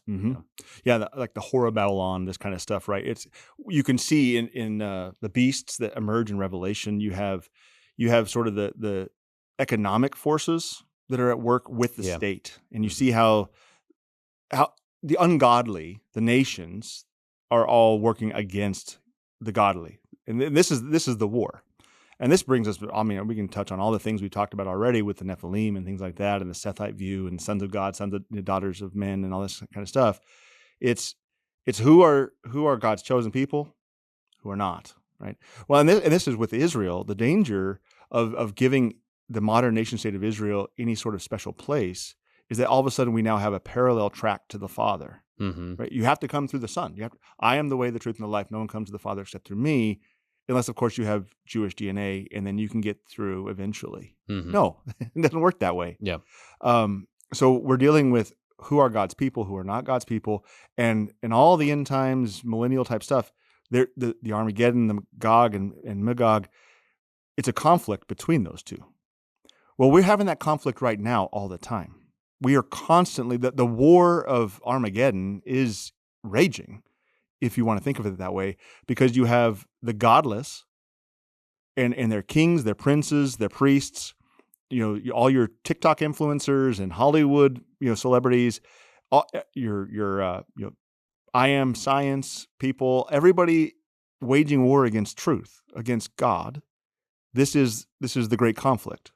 And coming out of this great conflict, out of this great tribulation, are the saints who have washed their robes in the blood of Christ. Right? So we have this sense of the spiritual, again, the spiritual realm ongoing in this non-literal era that we're living in, this reign of the Lord in this age of the church, church age. Right? If you had to put just to kind of shift, what would you say are some of the strongest, maybe like top 3, and I know you're shooting from the hip on this, but top 3 like narratives that are out there publicly that have gained a lot of traction that kind of undermines components of the church? That makes sense? Top 3 narratives that undermine the components of the church. Yeah. And this is you shooting from the hip. Yeah. But components of what components? Well, it could be any component. So like narratives that are out there. So Christian Zionism would be an example. Oh, sure. Right. Oh, so okay, that's something that has a lot of publicity. A lot of Christians kind of tap into it, and but it leads us astray. It could be like an obsession with UFOs, something that we've talked about before, like this obsession with the spiritual realm in a way that's not rooted in Christ and under His authority. Which ones do you see that are kind of gaining steam out in the world? I don't know if I'm the guy for that question. I don't know if I'm following the world enough. I would say this: that all the things that are taking us away, that are undermining, they are all Satan aping God. If you look at all these different things, this is me sidestepping your question. This is a good answer. If we look at all these things that are threats, whatever they may be, top 3, top 300, look at how Satan operates according to, or in contrast to how Christ has revealed Himself. You see things like, in Christ there is not male nor female. What do we see in the transgender movement? Satan aping Christ. Oh, you don't want to be male or female? Well, we can do that here, right? Racism issues, all the different racism issues. In Christ, we're all one. Well, even with in very weird and sort of little bit hard to understand ways, but if you think about it very clearly, you can see it. I suppose that sounded awful, but this diversity, equity, and inclusion. What do they say is their strength? Their diversity. So they're trying to we are the nations, kind of like with this kumbaya thing, where all the different races are one, and their strength is diversity. Where we would say our strength is our unity, right? We're united in Christ, and so it's a mirror image. It's an aping of what the church offers. Mm-hmm. We're not saying come into the church and stay diverse. We're saying come into the church and be one in Christ, be one body. Like remove your identity, right? It's not about you; it's about Jesus. Well, they have their own version of that, and this goes through everything. Look at and even with symbology. Look at the picture of peace on the cross. You have Jesus, arms wide open, hands pierced. It is very embracing. It is not violent or sort of aggressive at all. And what do you have with the sort of BLM movement? It's the sort of the Black Power fist. It's not an open hand; it's a closed fist, and it's strength. It's not passivity. Mm-hmm. Right? So with all of the things that threaten the church, you can find its parallel. You can see it. The devil is not a creative person. We like to talk about him as a creative creature, or that he's the most clever of all the animals, or whatever. But the devil can't create a single thing. He can only twist. He can only lie. Truth is creative. God speaks truth. The devil comes along and says, "Huh," and he turns it. All he can do is twist it. So things like with the Antichrist and language of resisting marriage and these sorts of things in the end times. What do we see? The threat to marriage. We see on one hand the devil will propose, well, just sow your wild oats and don't get married, just like live a horrible sort of like wild life.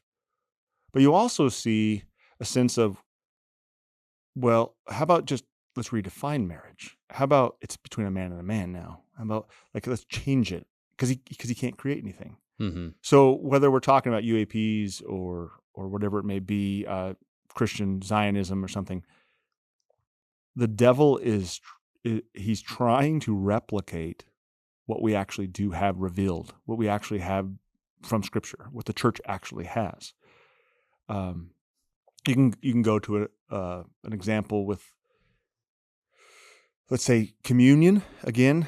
Speaking of table of demons and the table of the Lord, when we see the closing of the table, the Lord tells us this is a loving, good thing. You care about your neighbor. You don't want him to take the medicine to his detriment. You don't want him to overdose on a pill that is not prescribed to him, right? He doesn't think he's a sinner.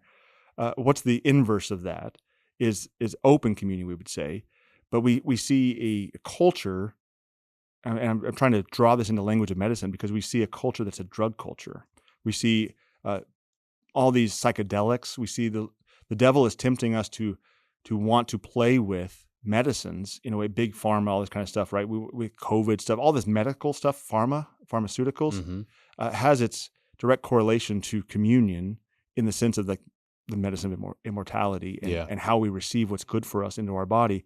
We receive something that doesn't look like what it is, as we talked about earlier. And he's trying to tell people this is not what you think it is. It's very sacramental in that perversion, I guess, is what I'm trying to say. But to name three, ask the next guest. That was a better answer than what I was fishing for. So that was good. He's always aping. He's always copying. He's always twisting, and that's what a lie is, right? And the best lies have some sense of truth in them. Yeah. So he comes in and he twists the word of truth, and it could be like to 11 on the dial, or it could be to 1. He's going to have to twist that truth dial to make it a lie. Mm-hmm. That's good. Well, I think that's a good place to close up too. Yeah, because I think we need to go get some food and I'm hungry. Maybe a Hefeweizen. Yeah, I can go for that. Okay, sounds good. Tyrel, thank you. This has been a blast. Thanks. Appreciate it. Cheers. Thanks for having me. Yep.